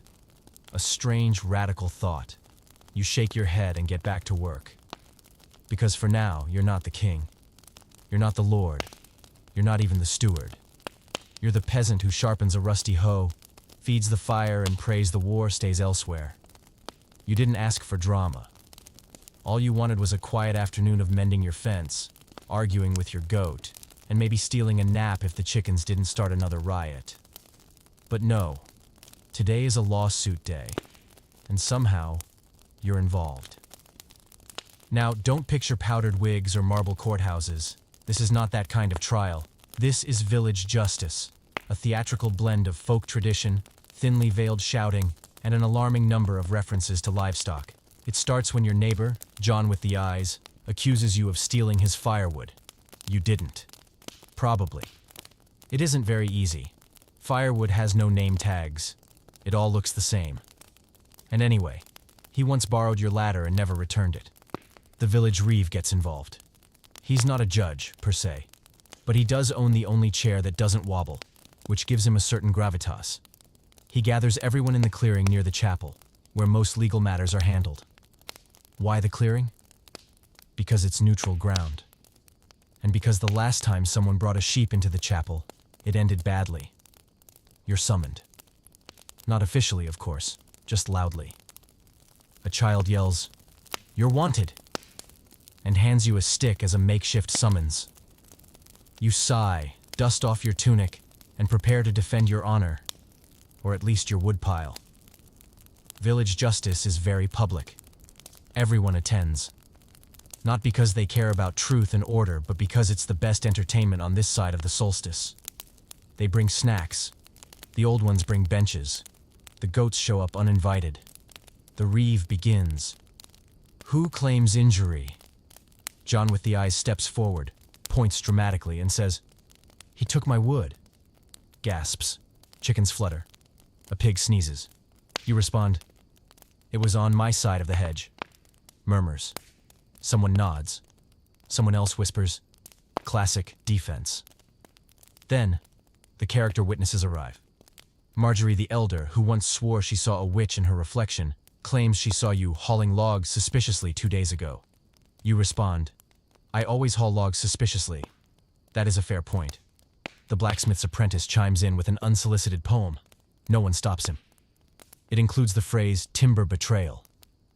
You consider crying, and then trial by compurgation. That's the system. You each gather a group of people willing to swear on your innocence. These are called oath helpers. You grab your brother, 2 cousins, and the village beekeeper who owes you a favor. They all solemnly swear you are too honest to steal, except for your cousin Ralph, who blinks and says, "Mostly." It's enough. The reeve leans back, chews thoughtfully on his pipe stem, and declares, "No fine. But next time, mark your wood." Justice delivered. Historians still argue whether medieval legal systems protected the common folk or maintained order through spectacle. You say your dignity now smells like a goat, and you're not speaking to John for at least a week. Still, you walk away free. Ish. There's no jail, no formal punishment. But there is gossip. For the next month, you'll be the wood thief. Even the chickens give you a side eye. And this wasn't even a severe case. Serious crimes, stealing livestock, arson, blasphemy, go to the manorial court. That's where the Lord's bailiff presides with scrolls, scribes, and considerably more punishment. Stocks, fines, public humiliation, in rare cases, even trial by ordeal. You've heard of a man forced to hold red-hot iron to prove his innocence. Spoiler, he did not. You avoid those courts like the plague, which is an excellent idea. But village-level disputes, they're messy, loud, mostly fair, and somehow involve at least 3 bystanders becoming romantically entangled by the end. It's like a soap opera written by people with dirty fingernails and a suspicious number of chickens. So now you go home, victorious-ish. Your firewood remains yours. John mutters something about divine justice, but you pretend not to hear. You restack your pile, carve a little symbol on each log, just to be petty, and reward yourself with a nap under the one corner of your roof that doesn't leak. Because in this village, justice is swift, public, and slightly ridiculous. And honestly, that feels just about right. Evening has fallen. The chickens are roosting. The hearth is glowing. And in your little peasant corner of the world, that means one thing: story time. No books, no candles to waste on solo reading, as if you could read. People gathered close, sharing breath, sharing blankets, and passing down your village's strange, beautiful, and slightly suspicious oral history, one tale at a time. It begins with a cough, then a sigh. Then someone, usually the oldest person present, leans forward, squints at the fire like it owes them money, and says, "Did I ever tell you about the man who swallowed the moon?" Everyone leans in. You've heard the story before. You've all heard it before. But that doesn't matter. Because storytelling isn't about surprise. It's about rhythm, comfort, the warmth of the known, the joy of repetition. And the candlelight makes your uncle look mysteriously like a haunted carrot. The tales are wild. Some are about saints who spoke to animals.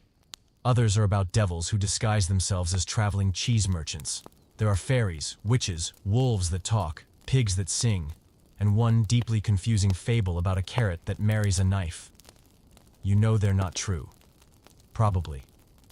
Maybe. But in a world where wolves howl and fog rolls in too fast and the priest occasionally blesses the well just in case, it's hard to be certain.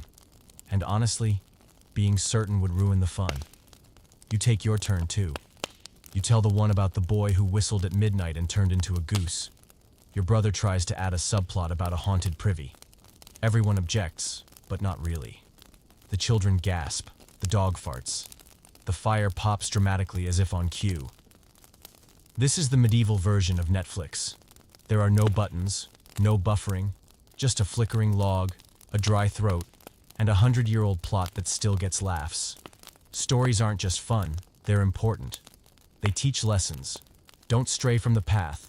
Always be polite to talking animals. Never trust a man with eyebrows that meet. They're also how history survives. Your grandfather remembers a storm from 50 years ago as a battle between sky giants. You remember it as the night your roof gave up. Historians still argue whether medieval peasants believed or enjoyed the tales they told. It's likely both. Belief is flexible when it's cold, and the fire is cozy.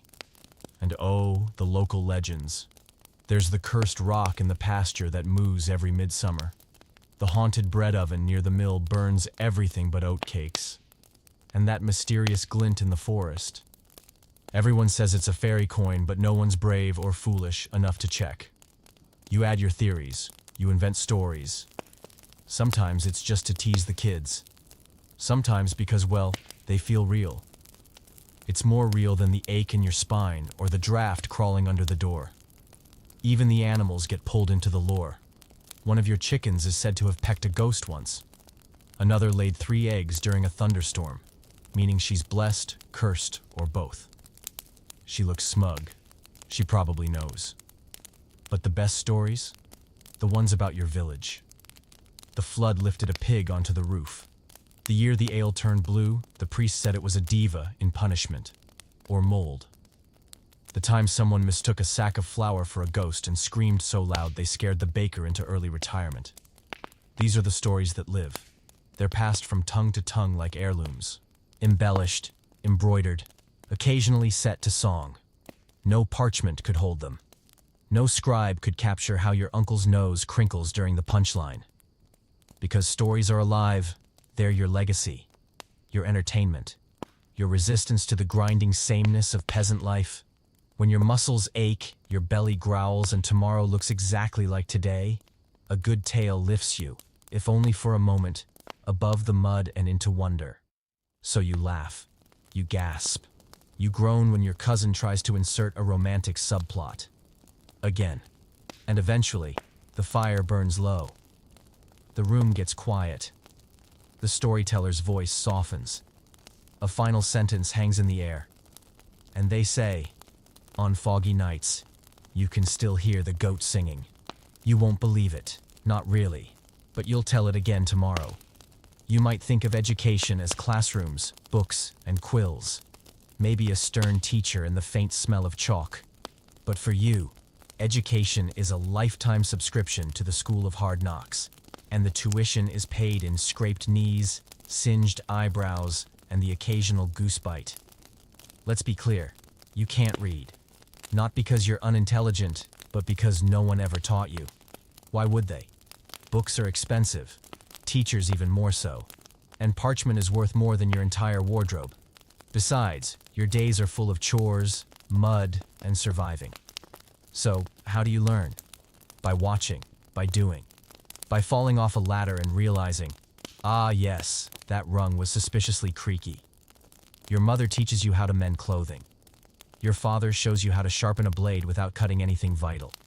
Your neighbor grumbles about the best time to plant onions. And she knows because her onions always look smug. You learn through songs, catchy little rhymes that get stuck in your head like burrs. Sun on the right, sow when it's light. Or, if the pig sleeps flat, the storm's where it's at. Folk wisdom, wrapped in rhythm. Half of it isn't true. You follow it anyway. There's no formal curriculum, just an endless stream of information disguised as gossip, superstition, or unsolicited advice. One day, you're told not to dig too deep near the old well because that's where the goblins live. You believe it. Not because you fear goblins, but because you fear collapsing into a hole filled with questionable water and ghost eels. Children start working young. Tiny hands are great for collecting eggs, scaring birds, and fitting into places adults can't reach, like under the barn or inside barrels where things have gone suspiciously quiet. Learning happens through participation. You're not assigned homework. You live it. If you're lucky, the village priest knows how to read. He could teach a few letters to the children after Mass. Latin mostly. Holy words. You repeat them without understanding, more magic spells than language.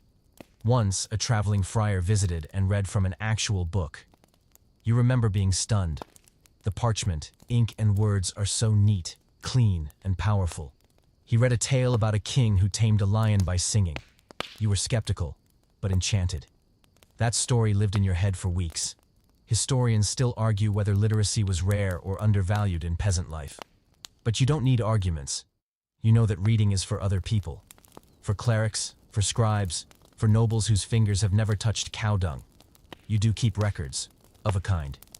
Scratched tally marks on the barn wall. Symbols on sacks to mark what's inside. A knot in a cord to remind you when to turn the compost. It's not elegant, but it works. And memory? Memory is king.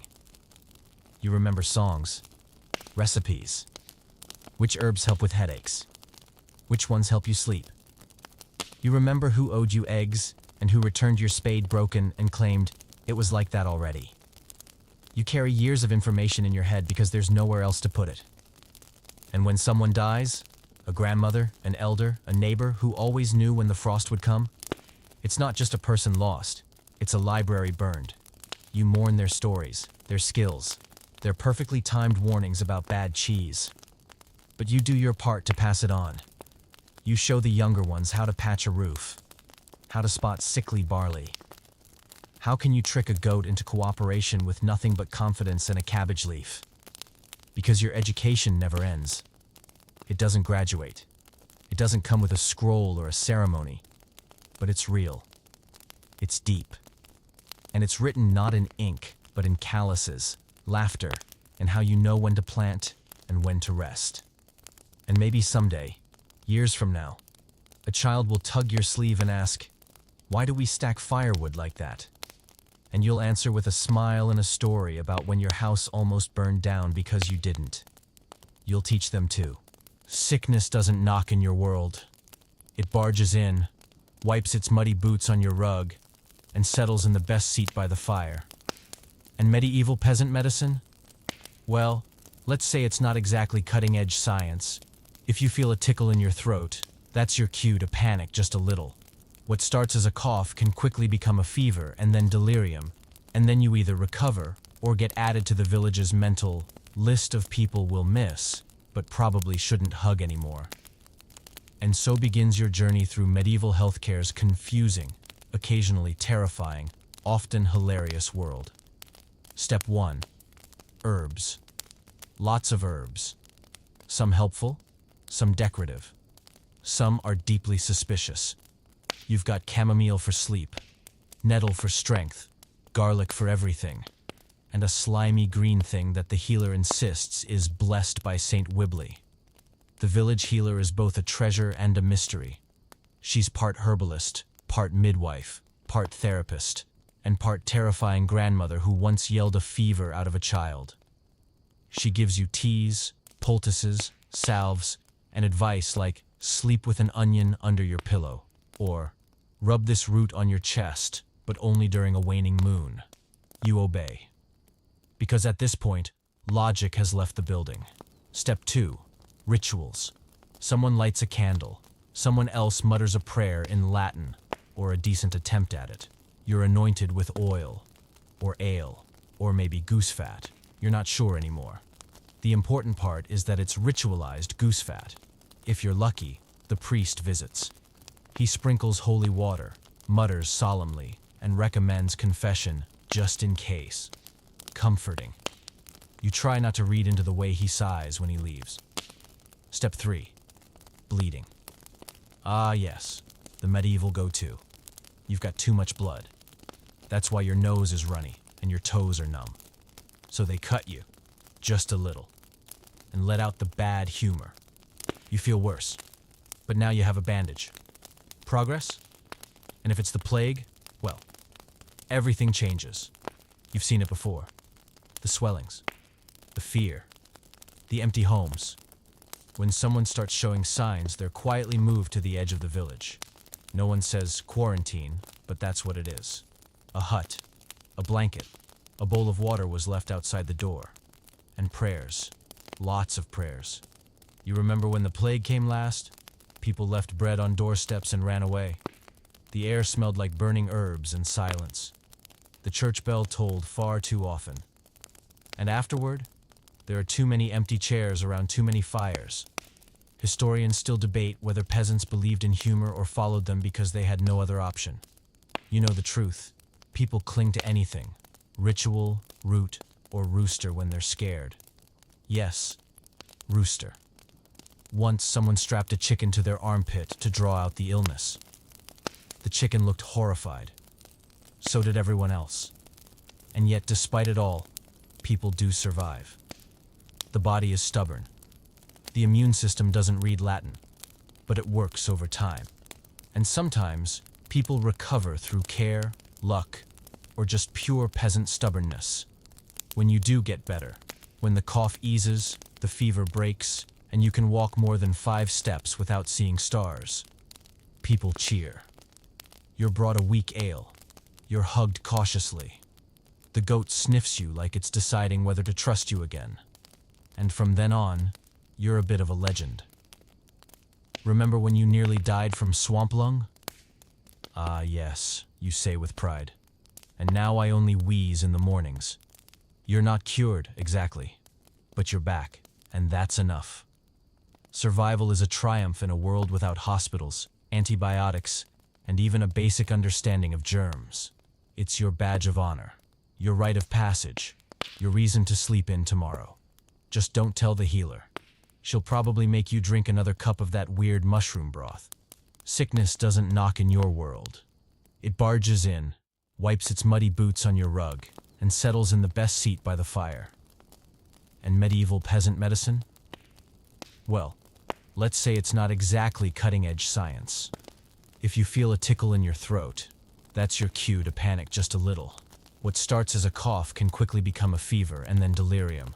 And then you either recover or get added to the village's mental list of people we'll miss, but probably shouldn't hug anymore.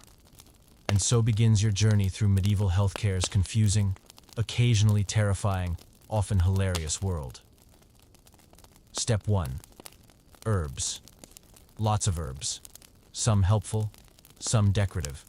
Some are deeply suspicious. You've got chamomile for sleep, nettle for strength, garlic for everything, and a slimy green thing that the healer insists is blessed by Saint Wibbly. The village healer is both a treasure and a mystery. She's part herbalist, part midwife, part therapist, and part terrifying grandmother who once yelled a fever out of a child. She gives you teas, poultices, salves, and advice like, sleep with an onion under your pillow, or rub this root on your chest but only during a waning moon. You obey. Because at this point, logic has left the building. Step 2. Rituals. Someone lights a candle. Someone else mutters a prayer in Latin, or a decent attempt at it. You're anointed with oil, or ale, or maybe goose fat. You're not sure anymore. The important part is that it's ritualized goose fat. If you're lucky, the priest visits. He sprinkles holy water, mutters solemnly, and recommends confession, just in case. Comforting. You try not to read into the way he sighs when he leaves. Step 3. Bleeding. Ah, yes. The medieval go-to. You've got too much blood. That's why your nose is runny and your toes are numb. So they cut you, just a little, and let out the bad humor. You feel worse. But now you have a bandage. Progress? And if it's the plague, well, everything changes. You've seen it before. The swellings, the fear, the empty homes. When someone starts showing signs, they're quietly moved to the edge of the village. No one says quarantine, but that's what it is. A hut, a blanket, A bowl of water was left outside the door. And prayers. Lots of prayers. You remember when the plague came last. People left bread on doorsteps and ran away. The air smelled like burning herbs and silence. The church bell tolled far too often. And afterward, there are too many empty chairs around too many fires. Historians still debate whether peasants believed in humor or followed them because they had no other option. You know the truth. People cling to anything. Ritual, root, or rooster when they're scared. Yes, rooster. Once, someone strapped a chicken to their armpit to draw out the illness. The chicken looked horrified. So did everyone else. And yet, despite it all, people do survive. The body is stubborn. The immune system doesn't read Latin, but it works over time. And sometimes, people recover through care, luck, or just pure peasant stubbornness. When you do get better, when the cough eases, the fever breaks, and you can walk more than 5 steps without seeing stars, people cheer. You're brought a weak ale. You're hugged cautiously. The goat sniffs you like it's deciding whether to trust you again. And from then on, you're a bit of a legend. Remember when you nearly died from swamp lung? Ah, yes, you say with pride. And now I only wheeze in the mornings. You're not cured, exactly, but you're back. And that's enough. Survival is a triumph in a world without hospitals, antibiotics, and even a basic understanding of germs. It's your badge of honor, your rite of passage, your reason to sleep in tomorrow. Just don't tell the healer. She'll probably make you drink another cup of that weird mushroom broth. Let's talk about your house. Your glorious, humble, occasionally collapsing home sweet home. You might call it a cottage. A scholar might call it a wattle and daub structure with thatched roofing. You call it just enough roof to keep most of the rain out on a good day. It's small. You've got a single room shared by your entire family, the family's stuff, and occasionally a confused chicken who forgot she lives outside. There are no walls dividing the space, no bedrooms, no privacy. Just one open area where sleeping, cooking, arguing, and goat chasing all happen within arm's reach. The walls are made from wattle and daub, a fancy way of saying woven sticks held together with a delightful paste of mud, straw, and whatever the pig sneezed on last week. It works. Sort of. When it rains, the walls leak. When it's hot, the mud cracks. When it's cold, the entire house sighs in unison. And the floor? Dirt. Honest, hard-working, unapologetic dirt. Maybe with some straw thrown on top if it's a festive season. You sweep it sometimes, primarily out of habit and misplaced optimism. The roof is thatched. Layers of dried reeds or straw packed tightly to confuse the rain, but loosely enough to invite an entire insect kingdom. Wasps live there. Beetles. Mice occasionally. Once, a bird laid eggs in the rafters, and your little brother named them after saints. Windows? Ha! You sweet summer turnip. There is no glass here. Just open slits, maybe covered with grease cloth or a thin bit of animal bladder if you're feeling luxurious. These let in light, air, and every gust of cold wind that insists on visiting unannounced. There's a hearth in the middle, always smoking, always cooking, and always mildly threatening to set your cloak on fire if you lean in too close. It's where you cook. It's where you dry clothes. It's where you warm your hands and stare blankly when your cousin starts explaining his theory that the moon controls pig behavior. Up in the rafters, you store sacks of grain, herbs, and mysterious bundles you've promised never to open. The ladder creaks every time you climb it. The ladder creaks every time you climb it, which is the house's way of reminding you that gravity is a choice. Your furniture is mostly homemade. A few stools, one large bench that doubles as a bed, a table that leans like it's eavesdropping, a chest for anything important, which at this point means a spoon, a wool tunic, and your last decent pair of socks. You sleep on straw, or straw-like substances, on mats, if you're lucky, with your siblings, with your parents, with the dog. Bertha, the cow, is nearby, breathing heavily like a tired accordion. The warmth helps, even if the snoring does not. There's an outhouse, or more likely, a designated patch of earth behind the garden politely called the necessary. You go there with a torch, a prayer, and the knowledge that you might meet a hedgehog. Bathing happens in a tub sometimes, usually with reused water and ideally before the goat drinks it. But more often, it's just a washcloth, a basin, and the hope that no one notices you haven't rinsed behind your ears in 3 weeks. Historians still debate whether peasant homes were truly miserable or merely modest. Truth is, it depends on the season, the weather, and whether or not your roof decides today's day. It becomes a roof no longer. But it's home. It smells like smoke, onions, and old wool. It creaks when the wind blows. It holds heat like a leaky teapot. And yet, you know every inch of it, every beam, every quirk. That loose floorboard by the hearth, you stub your toe on it twice a week, but secretly, you'd miss it if it ever behaved.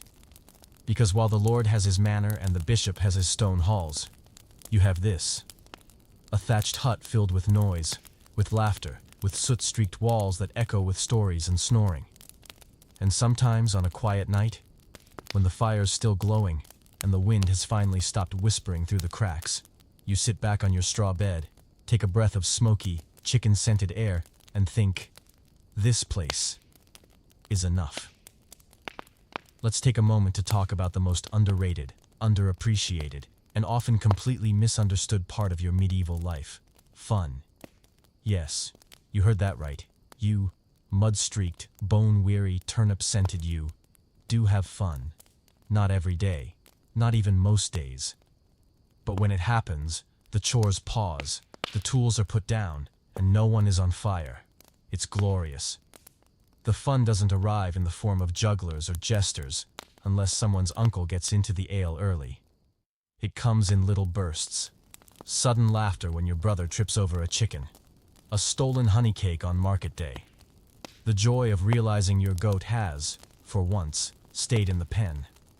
But when there's a real break, a festival, a feast, or just an exceptionally forgiving Sunday, that's when the village lets loose. The best celebrations are tied to the seasons. Harvest time is the big one. You've worked yourself nearly to collapse. The crops are in, the barn is full-ish, and you can eat something besides stewed anxiety for once. So what do? You party like it's $13.99. There's music. Not orchestras, but fiddles, drums, bagpipes if someone's brave, and so many voices. You dance. Badly. Enthusiastically. It's like your knees weren't threatening you an hour ago. You link arms, stomp in circles, and forget that your boots have holes. There's food. Extra food. Meat, if you're lucky. Fresh bread, if the oven cooperated. Cheese that hasn't turned into a science project. Someone roasts a pig. Someone else brings cider. Even the stingiest villager suddenly has a pie to share. And oh, the games. Children race. Teens wrestle. Adults get weirdly competitive over who can balance a jug on their head the longest. There's a game where you try to hit a hanging sack blindfolded, and another where you chase a greased pig. The pig usually wins. You cheer anyway. And let's not forget storytelling contests. Who can tell the most ridiculous tale? Who can make the Reeve snort ale out of his nose? Answer: Marjorie, the elder, every time. Her story about the haunted butter churn is legendary. There are love songs, drinking songs, work songs are reworked into jokes. You sing even if you're off-key, especially if you're off-key. Because at this moment, the melody is optional, but joy is mandatory. Sometimes there's a play, a little drama by villagers in hastily stitched costumes and wildly improvised props. You once played a tree. You nailed it.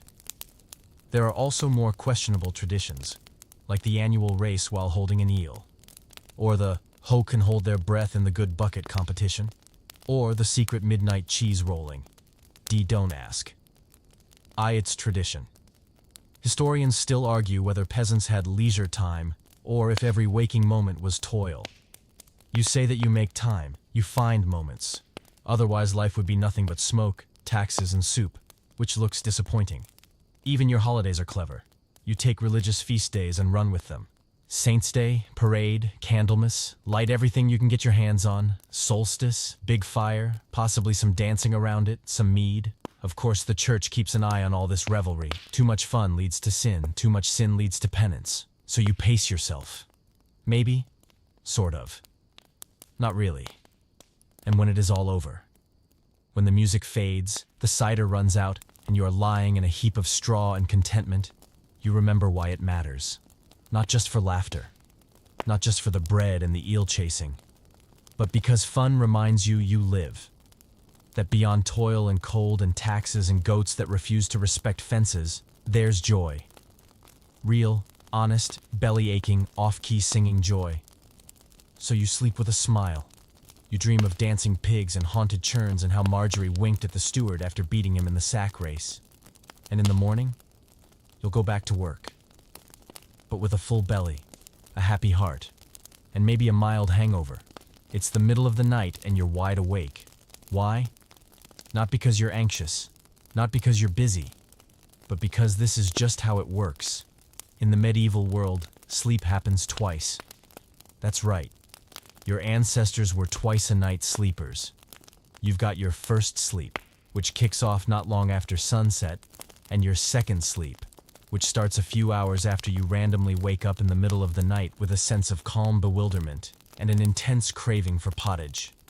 Between these two sleeps is the magic hour, or hours. You sit up, you poke the fire, you chat with whoever else is awake, which is usually everyone. Sometimes someone crochets, sometimes someone prays. Occasionally, someone sneaks off to visit a sweetheart behind the barley shed. You know who you are. No one questions it. No one panics. The night is supposed to have a break in the middle. It's like your brain needs halftime. You listen to the wind. You scratch your leg. You stare at the rafters and try to remember if you fed the chickens. You didn't. You go outside to pee and make awkward eye contact with the neighbor doing the same thing. You both nod. Night solidarity. And then, eventually, you lie back down. You pull the itchy blanket over your head. You press your cold feet against someone else's warm leg. They grunt, pretend it wasn't you. And you drift back into the second, softer, dreamier sleep. But here's the thing. Sleep isn't guaranteed. Not with your house. The dog barks. The fire sputters. The baby cries. A rat skitters across the roof like it's training for a rodent Olympics. You sigh. You roll over. You contemplate whether it's worth getting up to poke the coals or if you can survive until sunrise by sheer stubbornness and foot friction. And even if the house is quiet, your body might not be. You're sore. Your knees creak. You've got mystery bruises from yesterday's chores. Your shoulder hurts from carrying water. Your back hurts from carrying the entire emotional burden of knowing you must shovel manure again tomorrow. Still, you try to sleep. Because dawn comes early, and when it does, the whole world expects you to function. The rooster crows. Again, and again, and again. The rooster has no sense of timing. You suspect he just enjoys yelling. The rest of the house begins to stir. You hear someone yawn. Someone coughs. Someone makes a "why is the dog in my bed?" noise. You stretch. You groan. You feel like you've been hit with a very polite cart, and then you rise, slowly, stiffly, like a loaf of bread made from old oats and regret. You kick on your boots. You pat the cow. You restoke the fire with kindling that's somehow wetter than yesterday. You ladle out cold pottage and pretend it tastes better the third day. And yet, you move. You live because that's what medieval peasants do. Historians still debate whether this biphasic sleep was common across all regions or just a charming quirk of pre-industrial Europe. You don't debate. You yawn, scratch your neck and mutter about the moon being too loud again. And maybe, just maybe, you like it this way. Because the night isn't something to escape. It's part of your rhythm. Time stretches. Thoughts wander. The world is quiet, soft, and strange. You get your best ideas during that weird middle-of-the-night window, like putting honey in a stew or inventing goat mittens. Still a work in progress. And if sleep doesn't come, you still have the fire. You still have the stars through the smoke hole. You still have the sound of someone else breathing beside you. So you close your eyes. You try again. Because second sleep is calling. Some days blur together, but today is different. Today, a messenger arrived, and not the usual kind, mud-caked, hungry, carrying a sack of increasingly suspicious potatoes. Number this one wore livery. I had boots that matched, a feather in his hat, and most suspiciously of all, he looked clean. He arrived with a flourish, handed the village reeve a scroll sealed in wax, and declared, "By royal command," before sneezing dramatically and promptly tripping over a goat. The scroll, an official decree. From the king, or maybe the duke, or possibly the earl of wherever. It doesn't matter. It's written in looping Latin and smells faintly of anxiety. Word spreads like wildfire. You don't understand everything, but the gist is clear. Something big is happening. A tax, a levy, a census, a call to arms. It could be a particularly aggressive suggestion that everyone send more wool to the capital. The village reacts with its usual flair for measured panic. Some people are excited. "This is history," shouts old Bernard, who once mistook a passing monk for a wizard. Others groan. "It's always something," mutters your uncle, who hasn't smiled since the great cabbage shortage of 2024. For you, it means one thing: change. And change is scary, because life here is predictable. You wake, you work, you eat, you sleep, you argue with the chickens, and then you do it all again. It's not glamorous, but it's yours. When someone from outside shows up, they bring more than news. They bring possibilities, and that's unsettling. Still, you gather in the square. The reeve reads the scroll aloud. It's long. It's formal. It uses words like herewith and aforementioned, which no one fully understands, but everyone nods solemnly. Then come the orders. You're to keep better records. Count livestock. I suggest supplying wool, or workforce, or grain, or all three, depending on how ambitious the crown feels this week. You watch as names are written down. People react with quiet dread or theatrical sighs. One man volunteers for the census to impress the baker's daughter. Bold move. You're not on any special list, but you feel it. That tug of something distant, loud, and official. The realization that the little world you know is part of a much bigger machine. One that occasionally turns its gaze toward you and says, "Yes, you. Let's make things interesting." Historians still argue whether medieval peasants felt connected to the kingdom or endured its consequences. You feel connected only when scrolls appear, demanding things and offering nothing but a waxy aftertaste.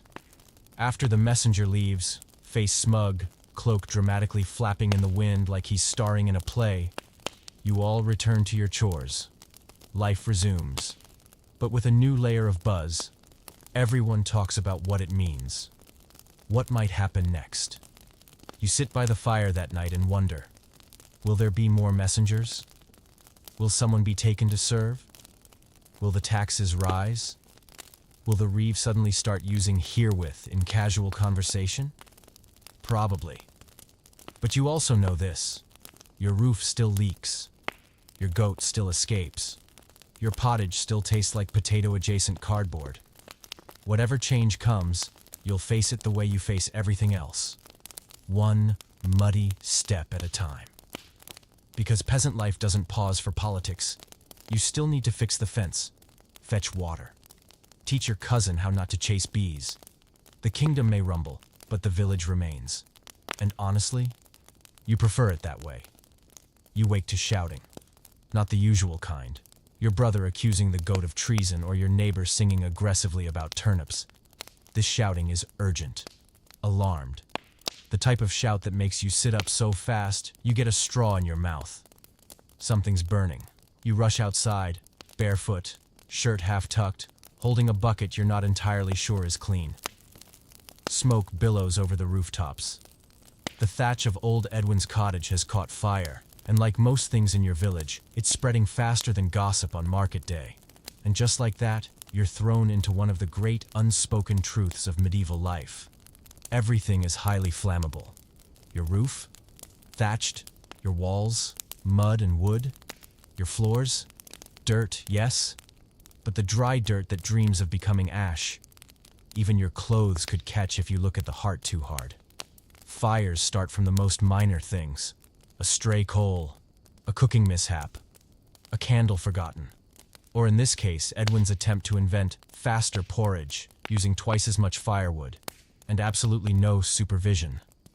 There's no fire department, no sirens, no brave professionals in helmets, just villagers with buckets, blankets, and pure adrenaline. You form a line, pass water, shout instructions, mostly incorrect ones, but you're trying. Someone throws a blanket over the flames. Someone else yells at the blanket. The pig runs by with what looks suspiciously like a roasting pan. Chaos reigns. Eventually, miraculously, you contain it. The roof is gone. The stew is ruined. But the walls are still standing. Edwin is shaken, slightly singed, and very apologetic. He offers to share his now slightly smoked turnips. No one accepts. You spend the rest of the day checking your cottage, patching holes, sealing the hearth, hiding all flammable recipes from Edwin. Because fire is always watching. It's not just an accident. It's a threat. A reminder that everything you own, everything you are, could vanish in a puff of smoke and a single bad decision. No insurance. No rebuilding fund. I suit and sigh. Which is why fire safety has become second nature.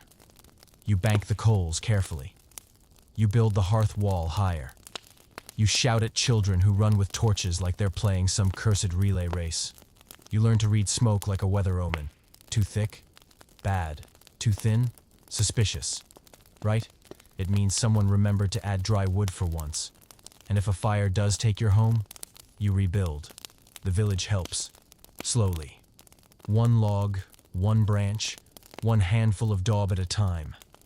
Because while fire is cruel, the community is stubborn. Historians still debate how often peasant villages burned down and how they recovered. You don't need to discuss. You remember. You've helped rebuild 3 roofs, 1 barn, and a very emotionally damaged chicken coop. Even celebrations can be risky. Feasts involve bonfires. Midsummer involves multiple bonfires. And there's always that one guy who thinks it's a good idea to dance with a torch.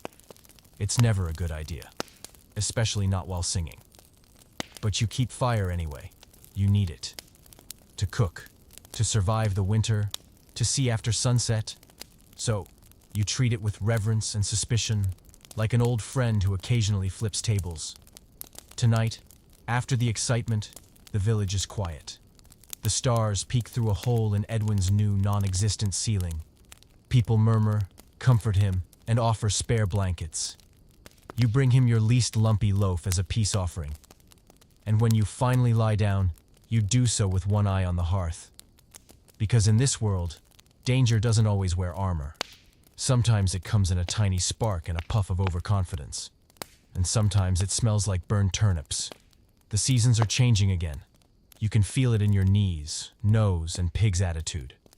The leaves have turned the color of old mustard. The mornings arrive with fog thick enough to chew, and every breath carries that distinct scent of, winter's coming, which means it's preservation time. Now begins the great peasant ritual of turning everything edible into something that won't kill you 6 weeks from now. Because winter is cruel. Winter is sneaky. Winter looks at your pantry and says, "Is that all you brought to the apocalypse?"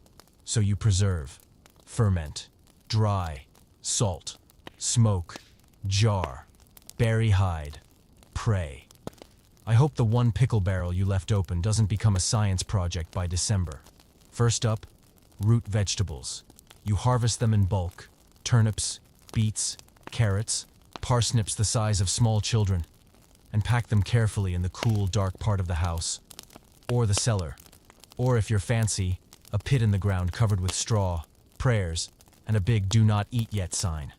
Grain, stored in sacks tied up with hope and mouse deterrents. You put the better grain aside for flour, the slightly suspect grain aside for beer, and the very questionable grain aside for negotiation with the neighbor who still owes you eggs. Fruit? If you're lucky enough to have fruit, dry it over the hearth until it resembles tiny wrinkled secrets. Apples become chewy little memories. Plums have become something that might have once been edible. You pretend they still taste sweet. And meat? That's where things get dramatic. Not everyone gets meat. But if you've got a pig that's reached its final bacony destiny, the entire village becomes a scene from a medieval cooking montage. Butchering, salting, hanging, smudging herbs, arguing about proper smoke direction. You hang the meat above the hearth or in a smokehouse if you've got one. You guard it with your life, especially after the great sausage heist 3 winters ago. You never caught the thief, but you still suspect Marjorie. Even herbs get preserved. Dried bunches of sage, rosemary, and mint hang from the rafters like garlands of slightly crispy ambition. You use them for cooking, healing, warding off illness, and occasionally pretending you have a sophisticated palate. You also make stockpiles of firewood, dried dung, and peat. Because eating is lovely, but staying warm is necessary. You count every log like it's a coin. You debate whether you can stretch the dung supply just 1 more week without causing a full-blown domestic rebellion. Preserving isn't glamorous. It's not even always successful. Sometimes, the pickles spoil. Sometimes, the rats get into the barley. Sometimes, the smoked fish develops a smell that causes the priest to schedule an emergency blessing. But you try. You always try because winter doesn't negotiate. Historians still argue whether peasants faced regular starvation or just seasonal shortages. The truth is, it was a little of both. Some years, you scrape by. Others, you go to bed with an empty stomach and dream of boiled air. 1 year, you ate boiled bark. It was crunchy. So now, you prepare like your life depends on it, because it does. Every jar filled, every slab salted, every bean strung on a line is a promise. I will survive February. Even the children help. They shell peas, scrub roots, and invent catchy songs like "Don't touch the dry fish, or you'll regret it."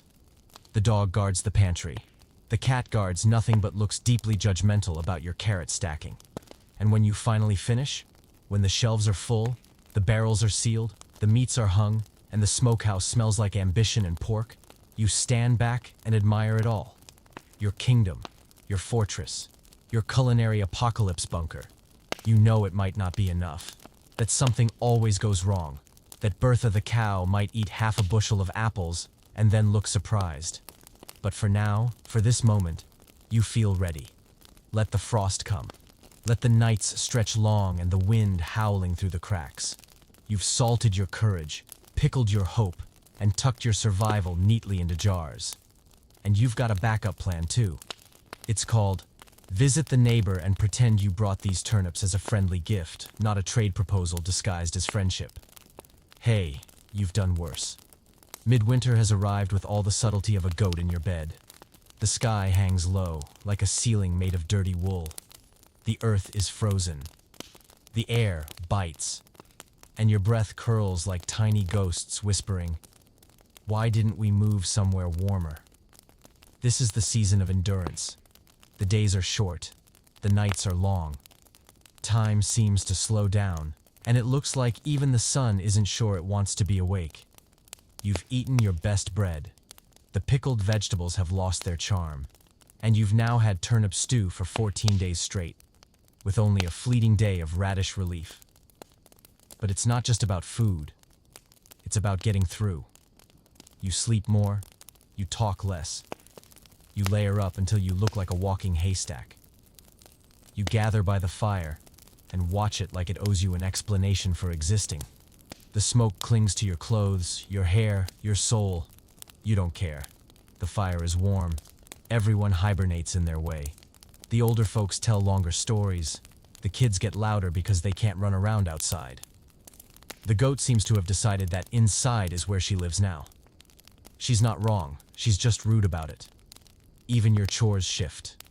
No more planting, harvesting, or hauling. Just maintaining, fixing, surviving. You mend your shoes with twine and quiet desperation.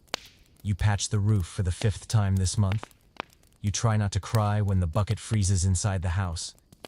And yet somehow there's beauty here. The snow blankets everything. The fields, once muddy and brown, now look clean. Software, even noble. Icicles hang like daggers from the eaves, catching the faint light and making your hovel look suspiciously like a gingerbread cottage, minus the candy, warmth, and general joy. You take small walks when the sun's out, to see if it still exists. The world is quiet. The trees are bare. The path to the well is frozen solid, making it easier and more dangerous. You slip.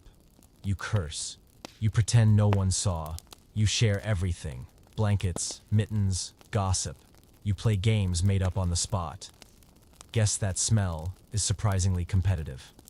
Staring contest with the cat is a recurring tie. You dream more in winter. Not just because you sleep longer, but because you need dreams. Dreams of warmth, spring, and meals with more than 2 ingredients. You dream of sunlight on your back and grass between your toes and never seeing another turnip again. Historians still argue whether midwinter was a time of rest or quiet desperation for medieval peasants. You say that it's both. You rest because you have no choice. You despair because you have time to think. And yet, under it all, you survive. And then comes solstice, the longest night, the deepest cold, and somehow, a reason to celebrate. There's a fire. Of course, there's a fire, a big one. You gather with your neighbors, wrapped in cloaks and hope. Someone brings ale. Someone brings a song. Someone brings an inexplicable number of radish carvings. You pretend they're festive. You sing. Off-key, joyfully, loudly. You tell stories, new and old ones that make no sense but are warmly received anyway. A child recites a poem about a chicken who saves Christmas. The chicken is present and unimpressed. And for a moment, just one, you don't feel cold. You feel human. Not just a peasant. Not just a number on a tax scroll, but a person, laughing, living, holding a mug of lukewarm cider and thinking, you know what? We're still here. And when you go home, cheeks pink from fire and mirth, you tuck in with a little more courage, a bit of warmth. Because spring may be far away, but it's not gone. And neither are you. And then comes the thaw. It starts slowly. A drip. Then another. Then a strange, unfamiliar sound. Water moving. Snow melts in hesitant streams down the sides of roofs. Icicles shrink. The air smells less like smoke and wet wool, and more like a possibility. You step outside, and the mud immediately tries to eat your boots. You've missed this. Not the mud, per se, but the feeling of movement, of seasons shifting, of life crawling back, half asleep and squinting at the sun like it forgot it owed you a visit. Winter isn't over, not fully, but it's loosening its grip. You can stretch your limbs without hearing something snap. You can walk to the well without fearing an ice-induced public embarrassment. Birds start chirping again, loud and unapologetic, as if to say, "Where were you when we needed entertainment?" And with the thaw comes work. Yes, again. Always. You clean the cottage. Not because you like cleaning, but because things have grown during the winter, and not all of them were invited. The pantry smells faintly of ghost onions. A bucket you forgot in the corner is now sentient. The goat's taken ownership of the best sleeping spot. She refuses to negotiate. Outside, fences need fixing. Tools need oiling. Fields need staring at with squinty eyes and a furrowed brow until they feel judged enough to start growing again.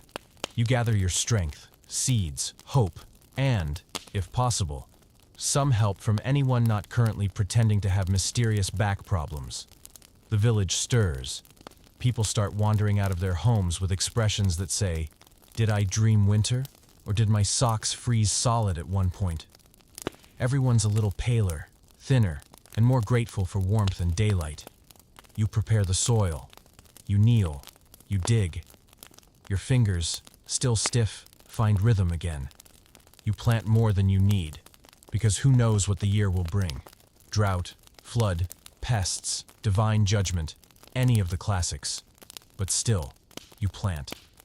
And somehow, this season, this moment, is the most hopeful of all. Not because anything is specific, but because nothing is. And that means anything is possible. Historians still debate whether peasants felt any real sense of renewal with the seasons, or whether it was just the cycle of toil repeating. You can't speak for all peasants. But you? You look at the thawing earth, the sun breaking through gray clouds, the little shoots of green poking up where frost used to rule, and you feel something stir inside you that's not just hunger. It's resilience, it's memory, it's you, surviving another year. You've weathered famine, fire, fevers, frost. You've shared warmth, meals, stories, and silence. You've learned that even in the darkest season, there's a kind of light. And now, with muddy boots and a hopeful sigh, you begin again. Because you're not just a medieval peasant, you're a miracle with blisters. And now, as the fields breathe again and the frost becomes a memory instead of a menace, you sit at the edge of your little world, watching the last wisps of winter melt into the soil. The fire crackles low beside you, not fierce anymore, just warm enough to hum a quiet lullaby. The goat snores softly in the corner. The cottage is still. You did it. You made it through sickness and storms, hunger and harsh words, aching backs and long nights, through plague and prayer and pickled vegetables that should never have been pickled. And somehow, even with the odds stacked like damp firewood, you're still here. Not triumphant, not glamorous, but whole. The rhythm of life carries on, soft and slow. A step, a breath, a pause. The pace that doesn't ask much, only that you keep going. That you listen for the thaw. That you laugh when the stew burns, even if it's the third time this week. You take joy where you can find it. In birdsong, clean socks, and the stubborn warmth of a sunbeam on a cold morning. You are not forgotten by time. You are its heartbeat. So let yourself rest now. Let your shoulders unclench. Let the stories settle like dust on the hearth. Let the night fold around you gently like a familiar quilt. You've heard the wind howl. You've seen the dark. And still, your spirit flickers like a candle in a window. Steady, soft, and unextinguished. Close your eyes. Let the embers glow. Tomorrow the fields will call again. But tonight, you sleep. Tonight, you